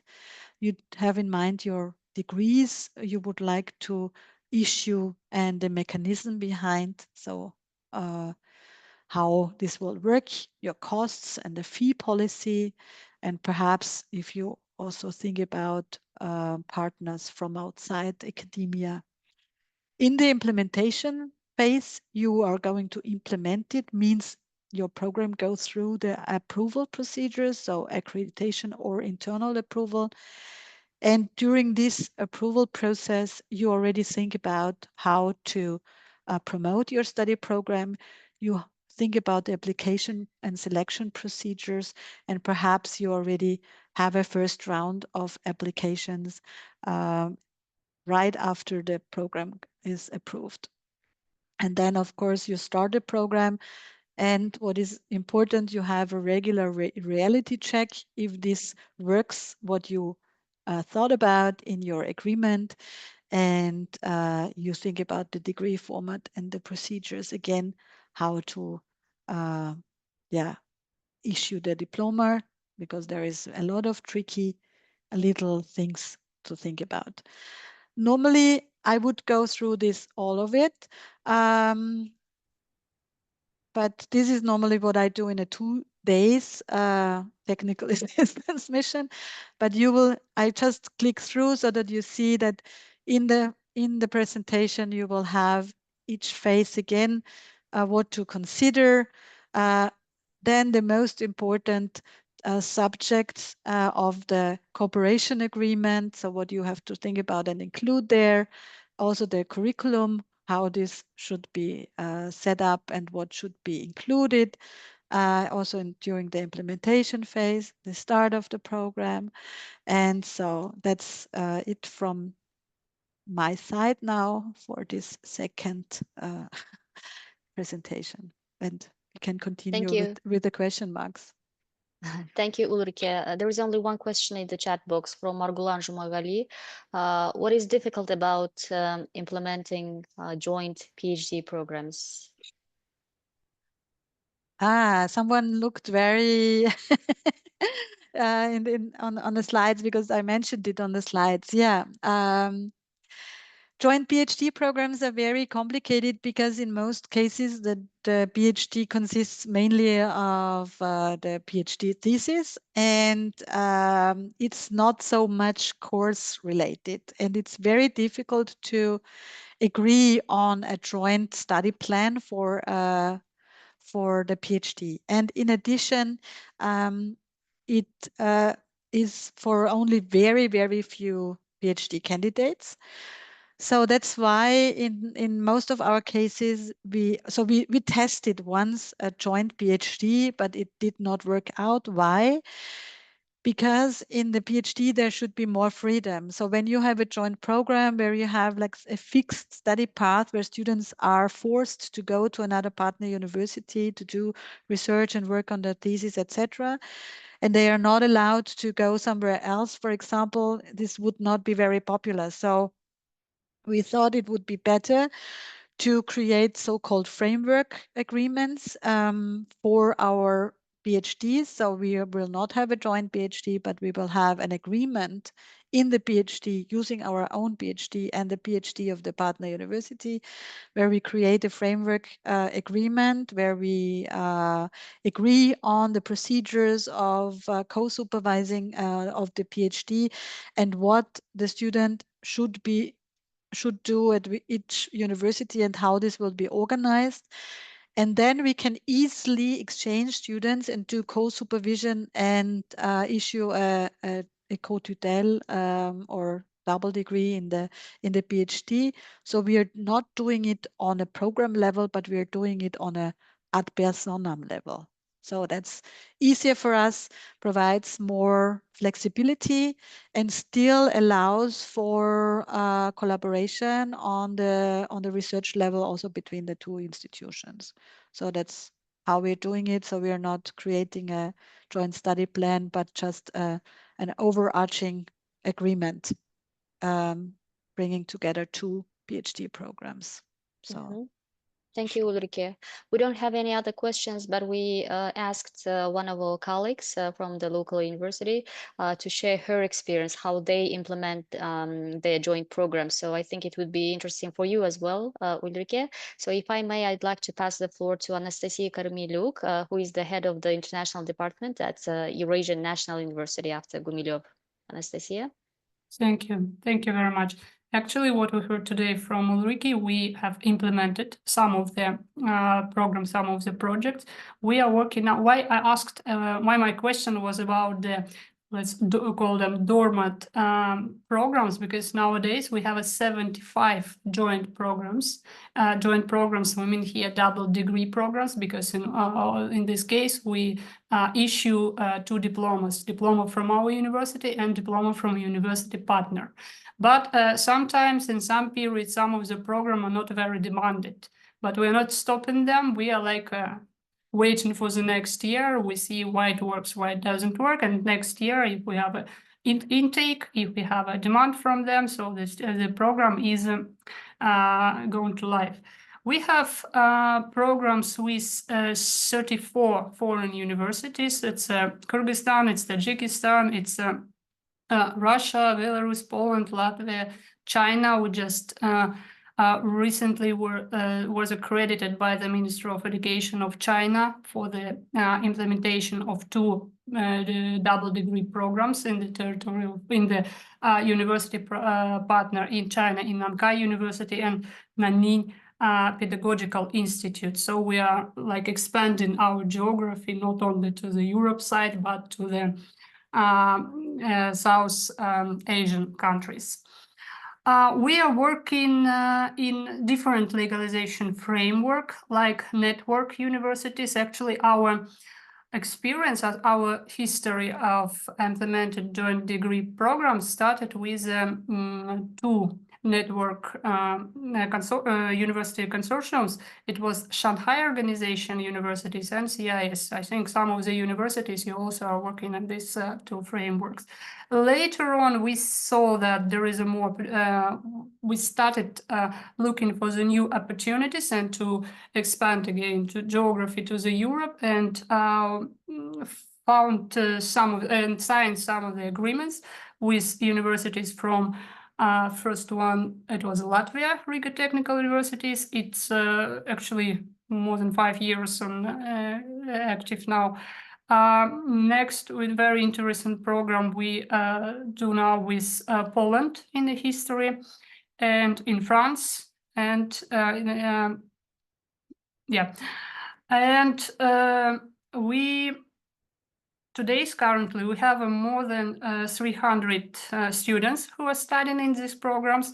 And what is interesting, what we have noticed for the last few years, the number of international foreign students is outnumbers our students. Like today we have 234 foreign students in these programs and just 100 our local ones. Just a few years ago, the balance was different. So it says that our programs are very interested, the quality is high, the competitiveness is high, and they are quite demanded in the market.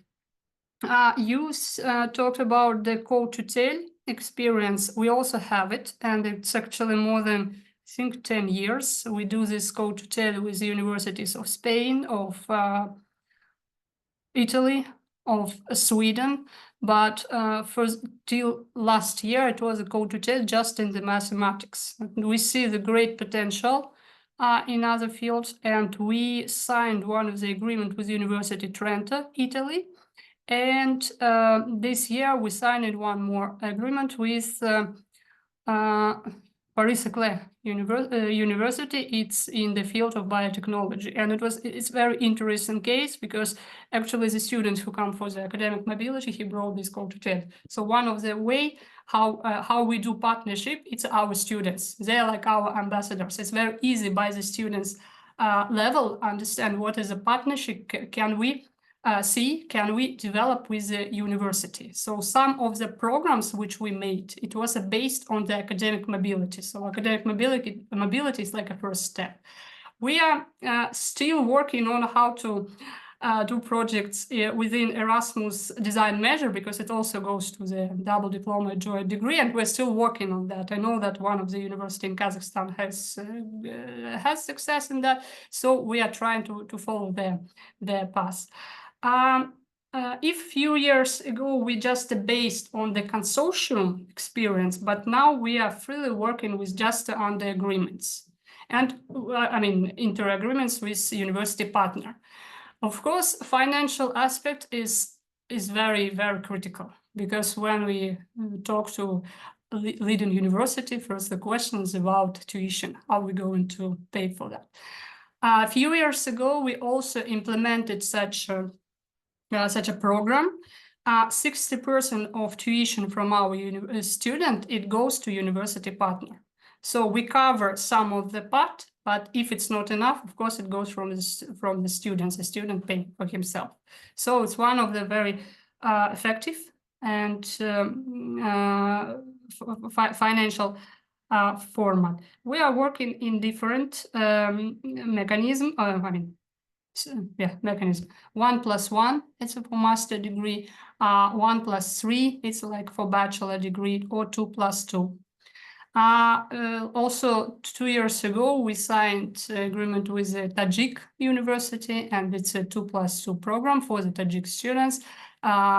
They're studying 2 years in home university and then transfer to Kazakhstan, to us. So it's also interesting. It's going to be very interesting case. And sorry, because next year we're expecting the student to us. So this is how we work. We are not stopping, because joint degree, it's one of our priority. We're actually working with the two departments are involved, but of course the initiative inquiry goes from the department. So department is coming to us with the idea.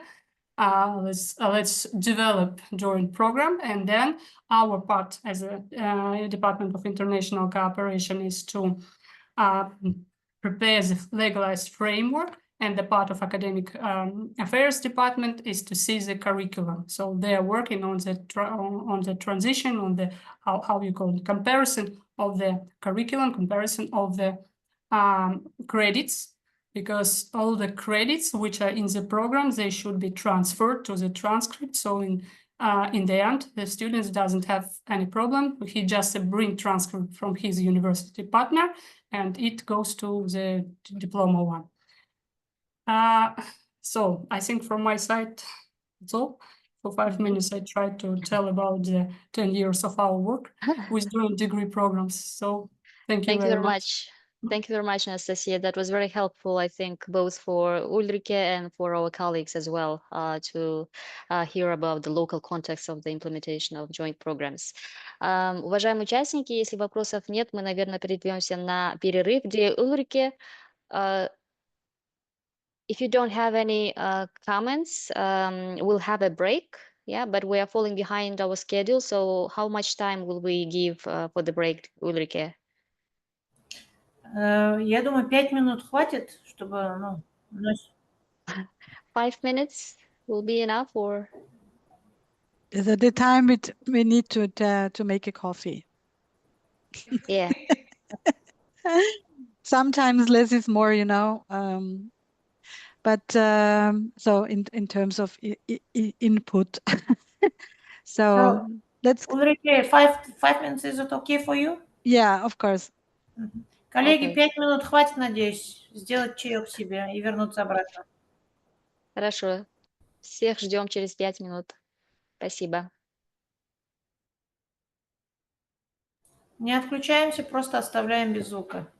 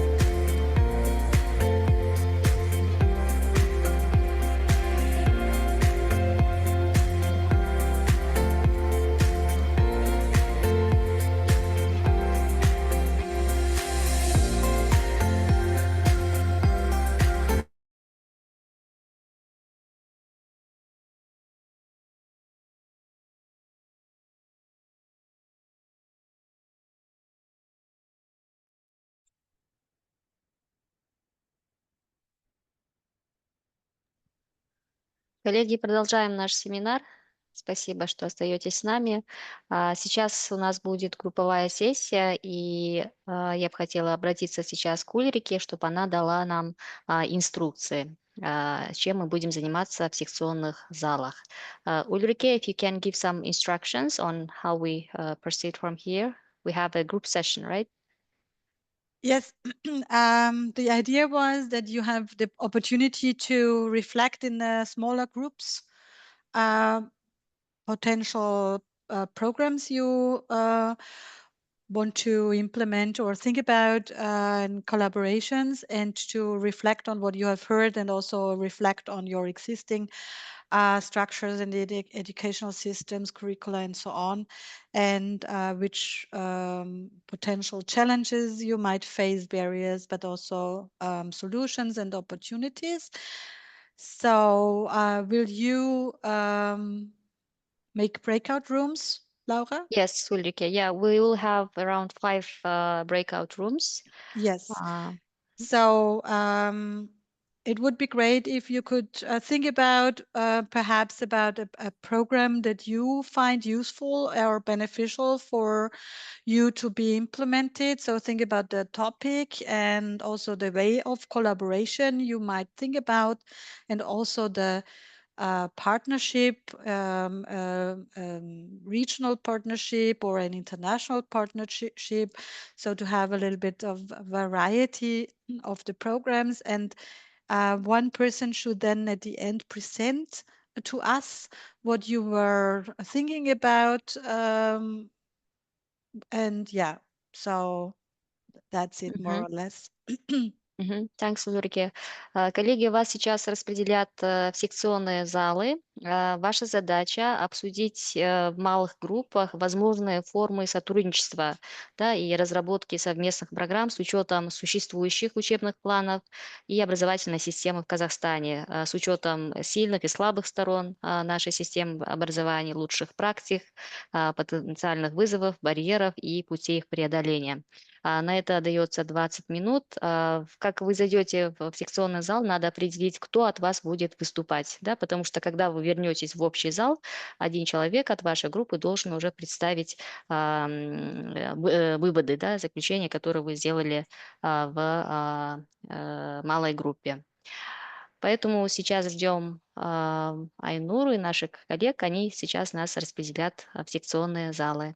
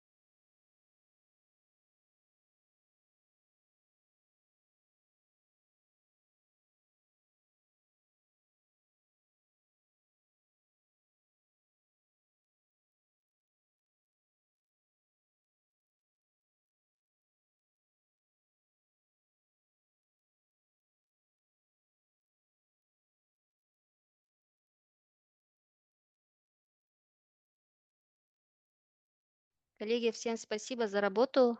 Теперь от каждой группы должен выступить человек, модератор, а, и изложить то, что вы обсуждали во время групповой работы. Кто хочет начинать? Я могу начать. Мгм.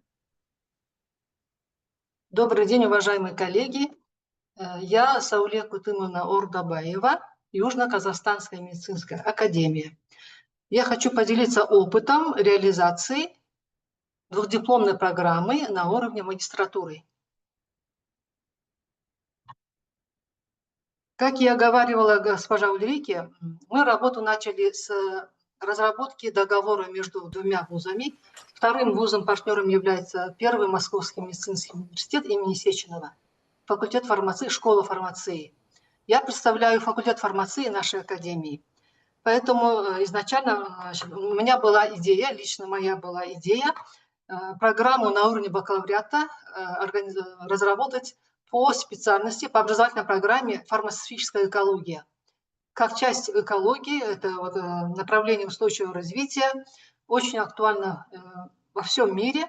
В Казахстане именно экология относительно фармацевтической продукции, она вообще на уровне зачатия, поэтому на уровне бакалавриата хотелось это начать, но год поработали мы над программными документами бакалавриата, в России называется это специалитет, и были очень большие сложности. В итоге мы к согласию практически не пришли, но обоюдно решили перейти на уровень магистратуры. Потому что магистратура – это двухлетнее образование, очная магистратура подразумевает 120 кредитов, и там как бы немножко было бы легче нам сделать какие-то общие точки соприкосновения найти и разработать такую программу. И мы в 2022 году, год поработав над договором, составили, заключили договор двусторонний по ОП «Фармацевтическая экология». По данной программе у москвичей могли поступить фармацевты, инженеры фармацевтического производства, биологи, химики, то есть у них широкий спектр для поступления на эту программу для желающих. С нашей стороны могли поступить на эту программу только фармацевты и технологи фармпроизводства. У нас немножко уже. Тем не менее, программа была запущена. По программе мы оговорили, что должно быть на первых порах не менее 2 магистрантов с одной стороны и не менее 2 магистрантов с другой стороны. На первом году на эту программу поступило по 1 человеку. Значит, в прошлом году уже был выпуск по данной программе наших магистрантов. Проблема была, конечно, в составлении рабочего учебного плана. Особенно это касается вот наших обязательных компонентов, вот в цикле базовых дисциплин у нас оговаривается по ТУПу не менее 140 кредитов. Да? Например, вот история Казахстана, модуль социально-политических знаний. Этих дисциплин в российских программах у них нет. У них история России, допустим.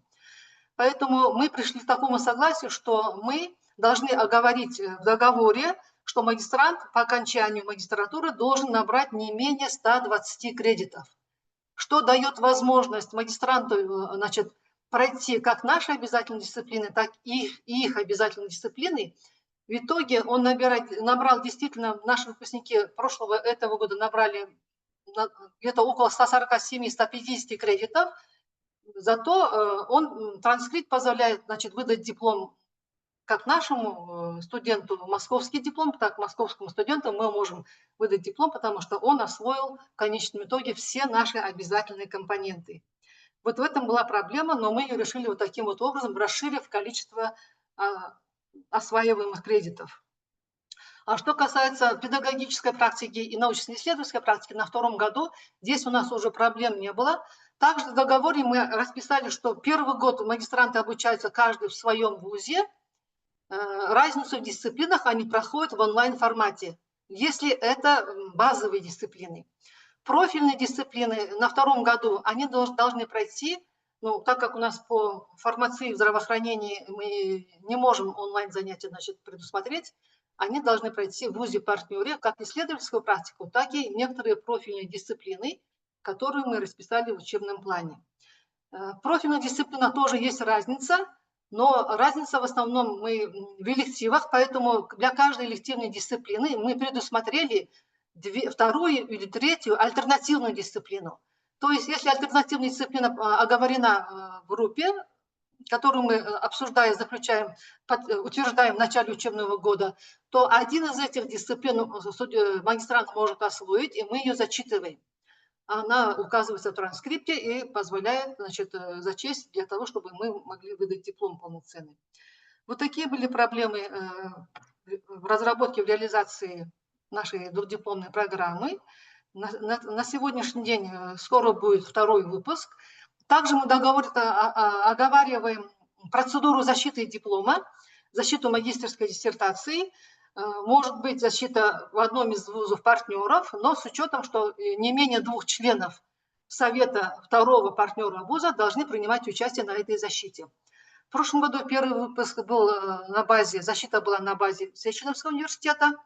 В этом году тоже решили на базе Сеченовского, но с учетом того, что наши магистранты, работы очень интересные, достойные, и, как говорится, не стыдно представить нашу работу было перед сеченовскими коллегами, поэтому в этом году тоже я согласилась на то, чтобы защита состоялась у них на базе.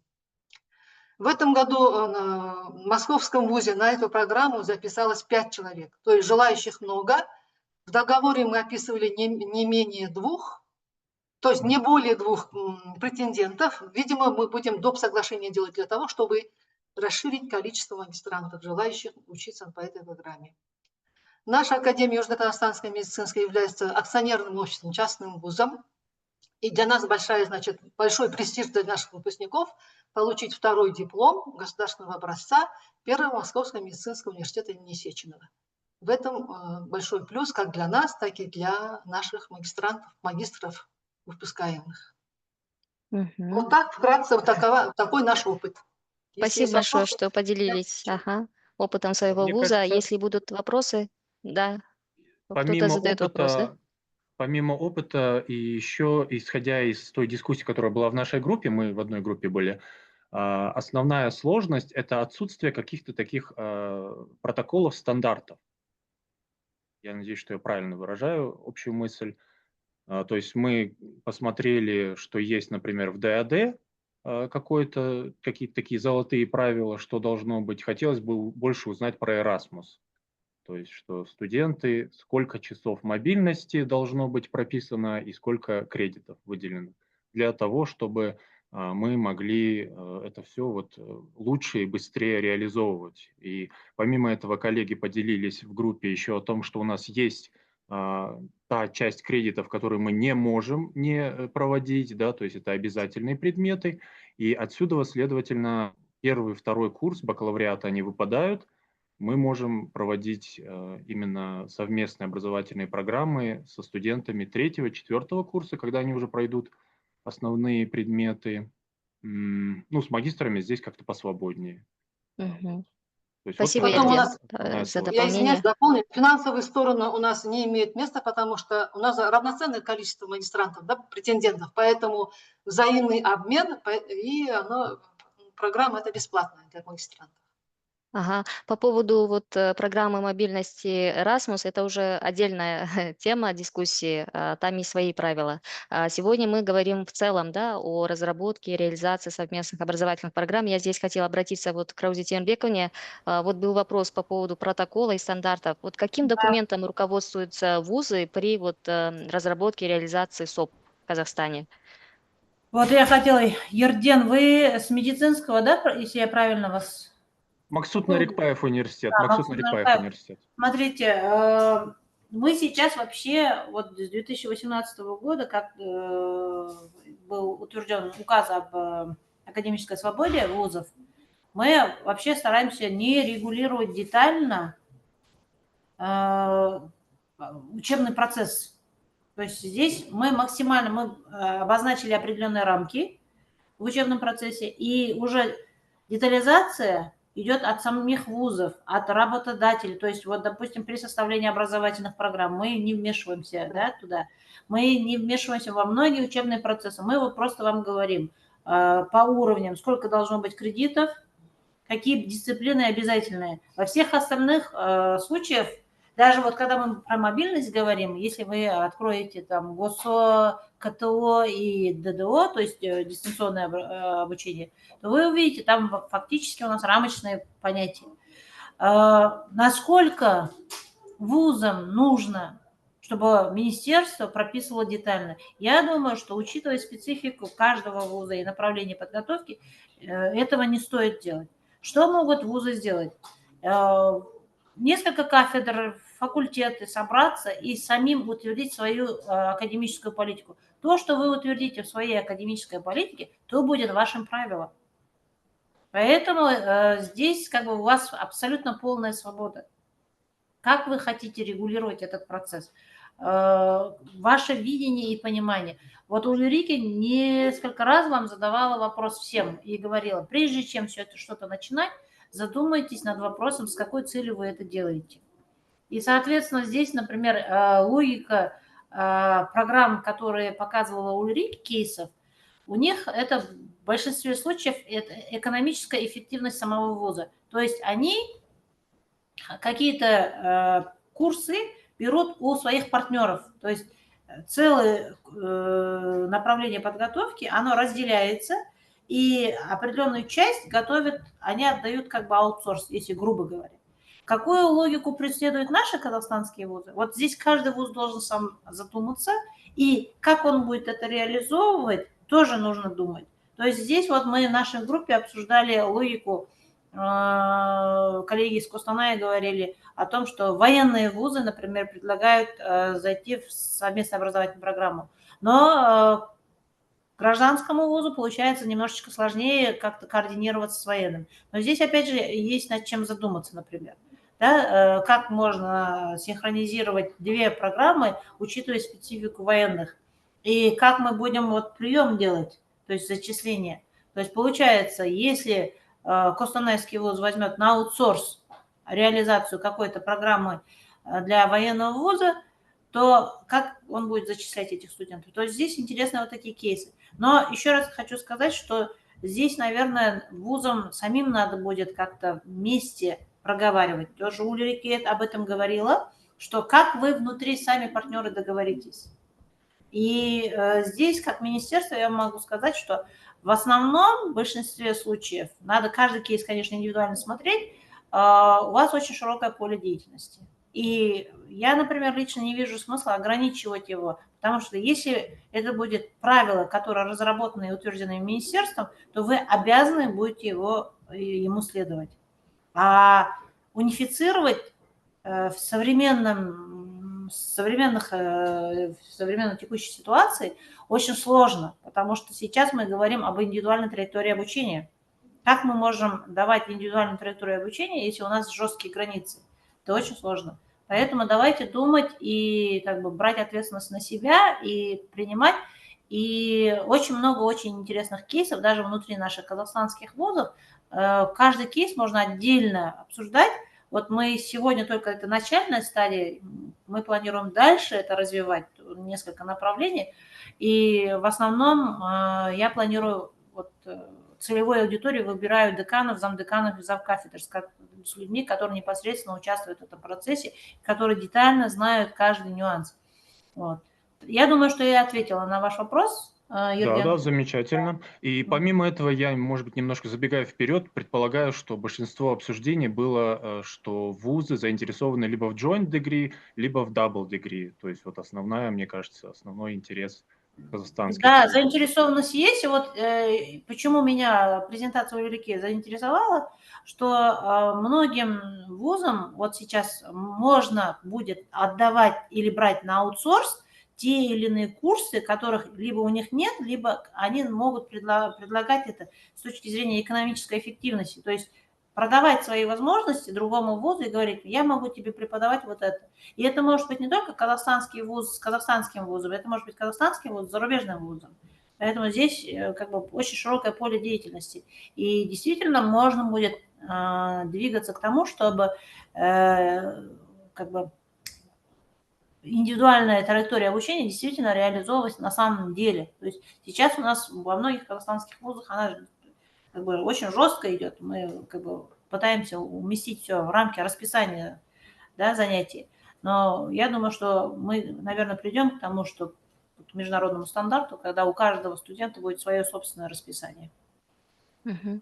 Коллеги, спасибо всем за участие. Мы немного опаздываем, да, по времени. Сейчас уже должна быть следующая презентация Ульрики, но мы послушали, да, уже две группы. Ерден, вот Сауле, Раузат Янбекна представила одну группу. Ага, вместе. Тогда я думаю, если вы не против, то мы дальше уже перейдем к последней презентации Ульрики, да, если все согласны. Мгм. Ulrike, since we are running out of time, I think we had only two group representatives who presented their ideas, their insights, and maybe we can move forward to your last presentation, and then we will sum up the meeting. Yes, of course. Thank you. Yeah, it was interesting to hear because in fact, this is the most interesting part of this kind of seminars, and unfortunately, I mean, 3 hours is really very short to cover everything. So we we tried to squeeze in as much as we could. But as I said, normally I'm doing this in 2 days, so this this will normally fill 2 days, and of course, then you can go much more into deep and also much more in practical steps. But as we have already heard, and I also always talk about this several times, is that the most important thing is the motivation, why you want to do it. And that's why I also was interested to see, because I heard that there are already a lot of courses existing and programs existing, but I wanted to know what the motivation was behind to do it, because very often this is also a success factor for this kind of programs. But as we already heard, the motivation is crucial, and in our case, so to speak about our university now, our main motivation is what we just heard by the colleague from the ministry, is that we try to work on a cost effectiveness basis, because we face in our European universities, especially on the master's level, we face a decrease of students, and very often we don't have that many students in the programs anymore. So the more and more universities are closing down some of the subject areas, and in order to be able to offer the studies, we now rely on the collaboration with partner universities, so to put together study programs with partners so that we can still offer them to our students in full, and to still keep some of the subject areas, let's say, alive in our universities, because we go through constant evaluation. And if, for example, in some areas we have really few students, the ministry will start thinking about if we still need them at all the places. So we need to be now creative in order to keep subjects areas alive at our university and guarantee the education. And of course also the research there. So the idea is to put together study programs. We currently work on a project with a partner university in Germany, which is a strategic partner university, where we also do not have the language barriers we have with other European universities, because we offer our programs in German and they offer the programs in German. So where we call it the strategy for the endangered programs. So these are these small programs with only a few students, where we, let's say, offer our teaching to the partner university and they offer theirs, so that we can we can, let's say, buy their courses. They are normally not filled with a lot of students because they also face the same problems in those areas, that they do not have that many students in these programs. So it's a win-win situation. So the courses will be full, and we will not need to offer them in parallel. So that's that's a very good thing to do, and we are working a lot at the moment by creating such programs, but also by including other components like mandatory mobility windows or teaching staff mobility, where teaching staff from the partner university comes to our university to teach the course here, so that we don't have to also recruit staff for this. I will just shortly mention some of the points that were already mentioned in the presentations. So I just realized that I did not show you my slide. So I hope you can see them now. Some recommendations and some success factors for those kind of programs, so that you do not have too many sleeping programs at your universities. Yeah, so first of all, I already talked about the definition challenge. So when you prepare such programs, very often in the middle of the discussions, you realize that you perhaps do not talk about the same thing. So at the beginning, you should make clear that you all talk about the same thing, and so put the definitions on the table and see what you mean when you, because you all have different backgrounds, environments, and you're using different terms. And then when there is also translation into a foreign language, it could be still more confusing because of the influence of the local language. So this is for us very important. We always ask our academics to start with that, to make clear what you want to do and what you are talking about by using different terminology. Then, of course, when you work with partners, one of the biggest success factors is that you should work with trusted partners. So it's very difficult to establish partnership from scratch for joint programs.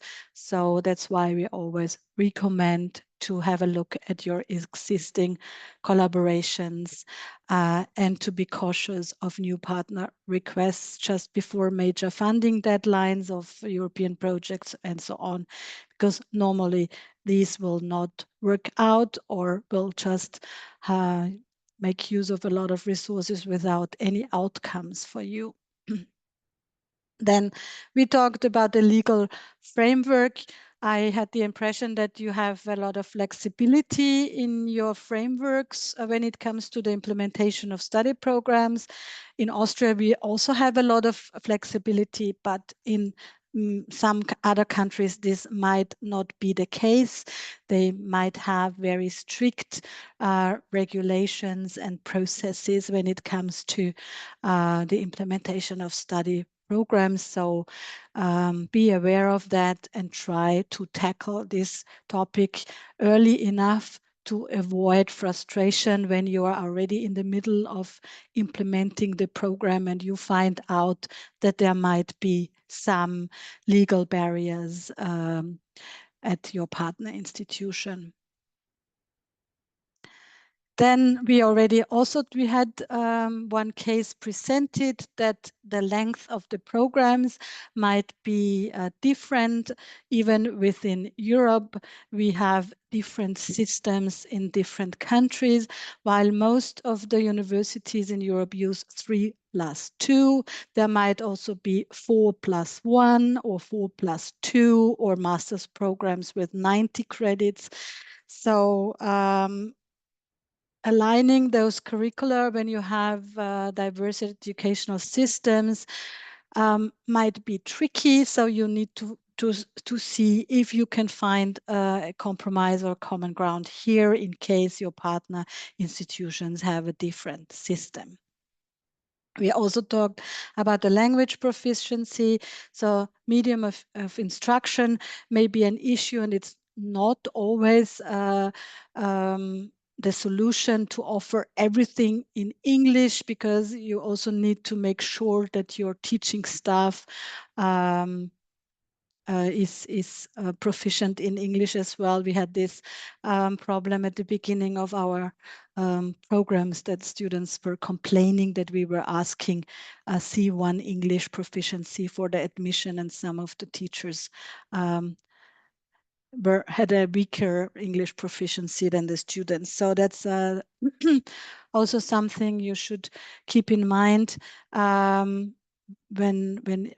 preparing programs in common. Yeah, of course, financing, harmonizing the different financing systems is something you also should have in mind. Can be difficult, and also the systems of tuition fees.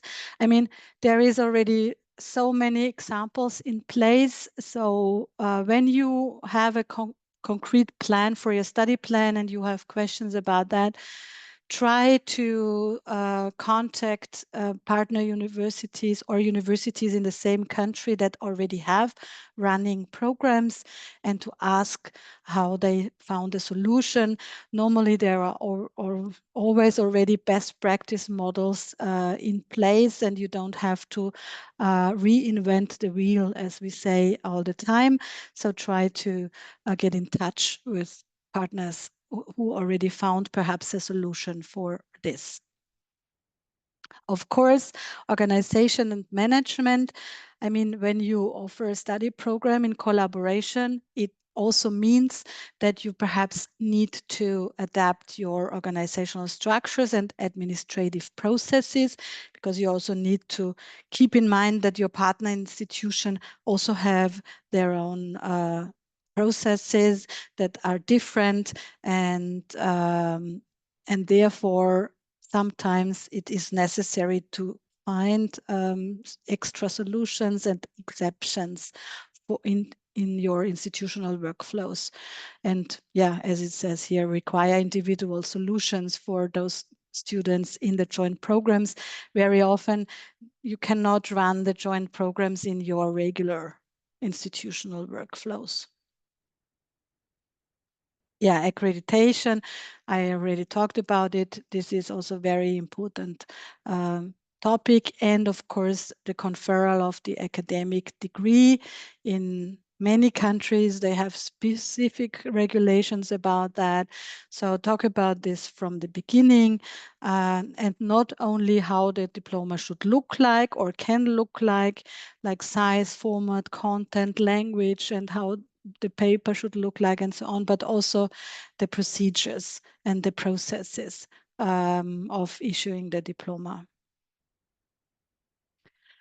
There is some other challenges that might be there, especially when you work with universities with different resources, so that there is could be different financial and infrastructural situation there.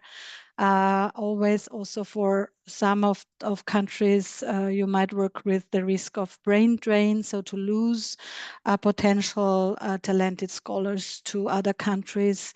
And yeah, then the organization of the mobility period with scholarships and visa restrictions and so on. And of course, the recognition credit transfer, we heard about it. Of course, the courses taken at the partner university should also show in your own transcript, and you need to find a solution how to transfer that also from the technical point of view. I have included here some questions that should be answered before the starting a collaboration. I included that already in the challenges part. So of course, the question of the legal framework, question of the accreditation, the funding of academic and student mobility, if you have existing scholarship schemes or national funding opportunities, or if your institution is ready to welcome international students and what kind of support is available. Yeah, the questions about the academic offer and the language of instruction, if your study structure is compatible with the partner university, for example. Yeah, and the success factors.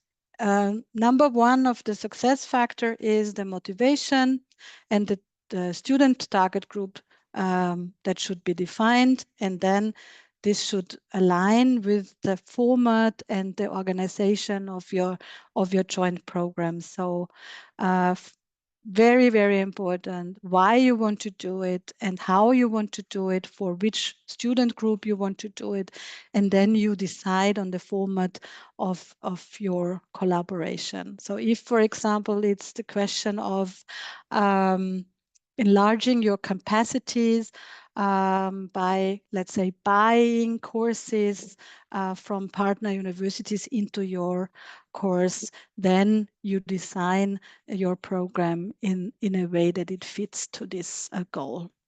Of course, academic ties and the commitment of the partner university from bottom up and top down is crucial, that you plan sufficient meetings in advance.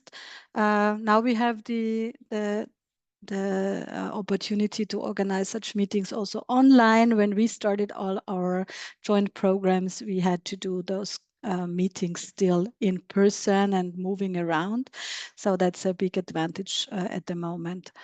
Then ask the right questions from the beginning. I just presented the most important questions you should ask yourself at the beginning of an initiative.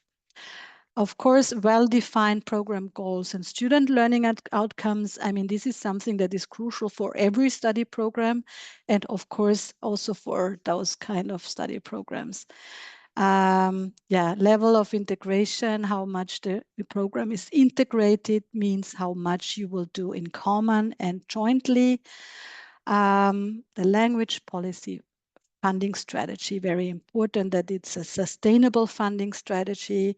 If you include this program in a funding project, you should always also have in mind the time after the funding has ended, so that you are not forced to stop the program, which is in many of the Erasmus Mundus programs, unfortunately, the case, that they are no longer on offer when the funding is over. And student support and PR strategy, of course, it's important that students know about the program. Very often, this is now one of our biggest challenge, to get the information to the right target group, because there is so much information available and we lose the overview. So you need to think where to get students information about such programs, and then you need to place your programs there. Yeah, and of course, very important that you have a good cooperation agreement and a good formulated joint curriculum. Recommendations when you think about this in one of the subject areas. Perhaps you would like to map first all the areas of academic excellence that might be also of interest for your partner universities. And then as a second step, evaluate whether this collaboration and the selected subjects provide a unique benefit for your institution and for the students in particular. So this is the two most important things to think about here, is that, first of all, you also should be interesting for the partner universities, so what you offer, and because it's always a bilateral collaboration and not a one-way, and of course the program you think about should be beneficial for the institution, so the motivation for the institution, but of course for the students, so there should be enough student interest in the topics you would like to offer. Yes, this is already the third time I'm saying this, relationship of trust of a partner institution. So check which kind of collaborations and projects you already have and perhaps base it on this, or make new contacts via international networks. We heard both already. This works out fine when you place those collaborations in networks you are already in. Yeah, so if you don't want to jump into the most complex format, you could perhaps start with smaller international components to make your study program international and more attractive to students, or also to include study offer of partner universities into your curricula. You could do joint courses or blended intensive programs, or include a mobility window as an elective component into your study program. That's an easier first step, and could be also very beneficial for you and your students when you have these smaller international components first included in your study programs. Yeah, and if you want to test it, of course, this is normally a recommendations I have to countries where they do not have yet such programs, to test in pilot projects. I heard that, or I realized now, that you already have joint programs running, or quite a lot of joint programs running. So perhaps those could also be presented to other universities as a best practice models. You could perhaps share agreement templates, or use some of them and build agreement templates of already existing programs, so that other colleagues from other universities do not have to work on that from scratch. So perhaps like a national workshop of already running programs to see which challenges they faced and how they found solutions, and how they worked on these kind of centerpieces like the curriculum and the cooperation agreements, to perhaps provide some samples to others interested in such programs. Yeah, that's it. Thank you very much, Ulrike. That was a very comprehensive information, and thanks for the resources you provided. Уважаемые коллеги, мы уже подходим к концу семинара. Я напомню, что все материалы семинара будут доступны у нас в Google Диске. Ссылка сейчас появится в чате. Запись семинара появится у нас на канале YouTube нашего офиса. И напоминаю, что в чате была ссылка на опросник, да, то есть мы будем очень признательны вам, если вы заполните опросник. Нам это очень важно, да, получение вашей обратной связи, чтобы мы лучше планировали наши будущие мероприятия. Теперь для подведения итогов семинара я бы хотела предоставить слово нашим экспертам, членам национальной команды экспертов по реформированию высшего образования, чтобы они подвели итоги семинара. Коллеги, пожалуйста, можете включать микрофон и озвучивать. Бану Хатайна, Роза Тевнебековна, Дана Мирамовна, Альбек Сергазевич у нас из команды сидят. Можно я сейчас скажу? Мне буквально нужно будет уже убегать. Dear Ulrike, thank you for this seminar and opportunity. Just a second. For this seminar, and you supported my idea to organize this seminar, and I think from group in which I was seated and from the questions raised from participants, I see that it was very useful, and the questions were asked also very important, and hot questions.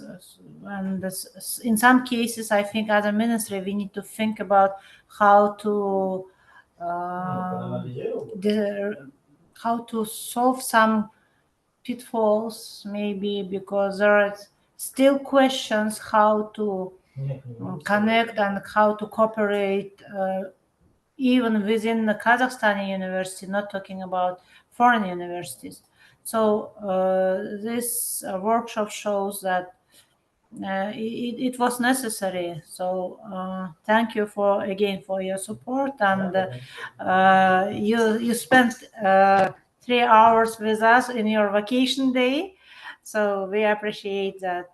And sorry, but I have another meeting offline, so I have to go. And I also wanted to thank our colleagues who joined us today. And it's actually, I think, 150 people were sitting, and until last hour, so we are behind schedule. However, we have now 78 people sitting there, so it shows how it is important. And a topic of internationalization and transnational education is also now not only a part of higher education. I think it's now, in some case, core of higher education, because we are solving some aspects of higher education through transnational education. And without expanding our border, it is very difficult to prepare new commerce, new employers who can be very flexible in this very changed, now volatile world. So I think when our students graduate from university, they need to be prepared for this world, and they need to find their place, and not only find their place, but to grow as a professionals. So that is why I think we need to help to understand and build some skills within them, professional skills, so to make easier for them that professional pathway. So that is why, thank you, Ulrike, thank you, colleagues, that you've been here today with us, and some of them were very active. So thank you very much again. Thank you, Роза Тенрбековна, for your initiative and for your support. Спасибо большое, Роза Тенрбековна. Коллеги еще из национальной команды экспертов, есть кто хочет поделиться своими выводами семинара? Добрый вечер, да. Лаура, давайте я еще вопрос хотела задать. Ну хорошо, этот вопрос уже не актуален, но на самом деле я тоже хочу от имени экспертов и от имени наших университетов, от нашего университета поблагодарить Ульрике. На самом деле Ульрике именно точечно обозначил те вопросы, которые нас волнуют. Прям в точку она попала, это меня даже, честно говоря, и обрадовало. Это уже предложила она фактически ту дорожную карту, те механизмы, инструменты, которые мы можем и уже используем, но недостаточно. Поэтому, наверное, у наших фактически и были вопросы коллег. Здесь единственное, я хотела бы, да, вопрос качества, все-таки обеспечение качества, потому что совместную программу мы давно реализуем, но как она обеспечивается и насколько мы доверяем друг другу, то есть партнеры, потому что доверие – это очень важно. Автоматическое признание тех результатов обучения, которые обучаются на этих курсах, потому что у нас разные системы, хотя вызовы одни и те же, но национальные системы имеют свою специфику. Поэтому в этом плане фактически все вопросы Ульрики где-то она осветила. Но один вопрос. Насколько вот нужно отмен ППС, повышение квалификации, потому что мы недостаточно, зная друг друга, предлагаем курсы нашим студентам. Насколько мы осведомлены о тех программах, которые в тех наших вузах-партнерах это реализуется, и доверие к нашим казахстанским национальным программам, потому что мы понимаем, мы хотим лучшей практики. Вот и мне очень понравилось последнее кейс, связано с лучшими практиками. Потому что чем больше мы будем сейчас обмениваться, поскольку у нас разные направления, и они все, эти программы имеют свою специфику. Поэтому, Ульрике, достаточно был такой конкретизированный, конструктивный диалог, и мне очень понравились, да, ваши кейсы. Я думаю, что и в дальнейшем мы будем сотрудничать. Спасибо. Спасибо большое, Бану Катайна, за отзыв, за ваш комментарий. Ульрике, do you want to comment or?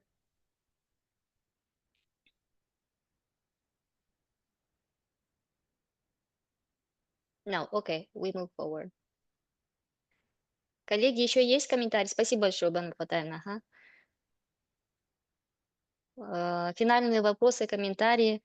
Ну хорошо, тогда мы завершаем наш онлайн-семинар. В заключение, конечно, мне бы хотелось выразить огромную благодарность госпоже Ульрике Краване за ее время, за очень полезный, продуктивный семинар. Thank you very much, dear Ulrike, for your time. For the seminar. It is very much appreciated. Также спасибо нашей национальной команде экспертов по реформированию высшего образования HERE за активное участие и за вклад в данный семинар. Отдельная благодарность нашим синхронистам за отличную работу. Ну и, конечно же, огромное спасибо вам, уважаемые участники, за ваше участие и за вашу вовлеченность. Материалы семинара уже доступны в Google Диске, ссылку направили в чат, запись семинара разместим.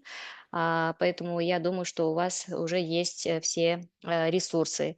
Ulrike, let me read out the words of thanks to you in the chat box from our participants. Dear Ulrike and team, thank you for the development of a joint program. Thank you very much for the interesting and informative seminar. It was truly valuable and insightful. Our university, South Kazakhstan Medical Academy, appreciates the knowledge and experience you shared with us. Thank you for the seminar. So only words of gratitude to you, Ulrike. Yeah, thank you very much. It was a pleasure, and hope to see or hear one or the other of you again in another seminar or in bilateral discussion. So in case you have any questions or would like to know some more details, please feel free to contact me by email, which is on my slides. I'm also on LinkedIn, so if you want to contact me there also, I would be happy. Yeah, so thank you for your interest and also for being here in the afternoon until quite late for me. It's only 2 o'clock in the afternoon, but for you it was a very long afternoon already. So thank you for your interest and for being here with me for such a long time. And yeah, wish you a nice evening. Thank you very much, Ulrike. Wish you a nice day, the rest of the day. Коллеги, всем спасибо, до новых встреч, и, пожалуйста, заполните опрос, дайте, пожалуйста, обратную связь по нашему семинару. Всех благодарю и до новых встреч. До свидания. До свидания.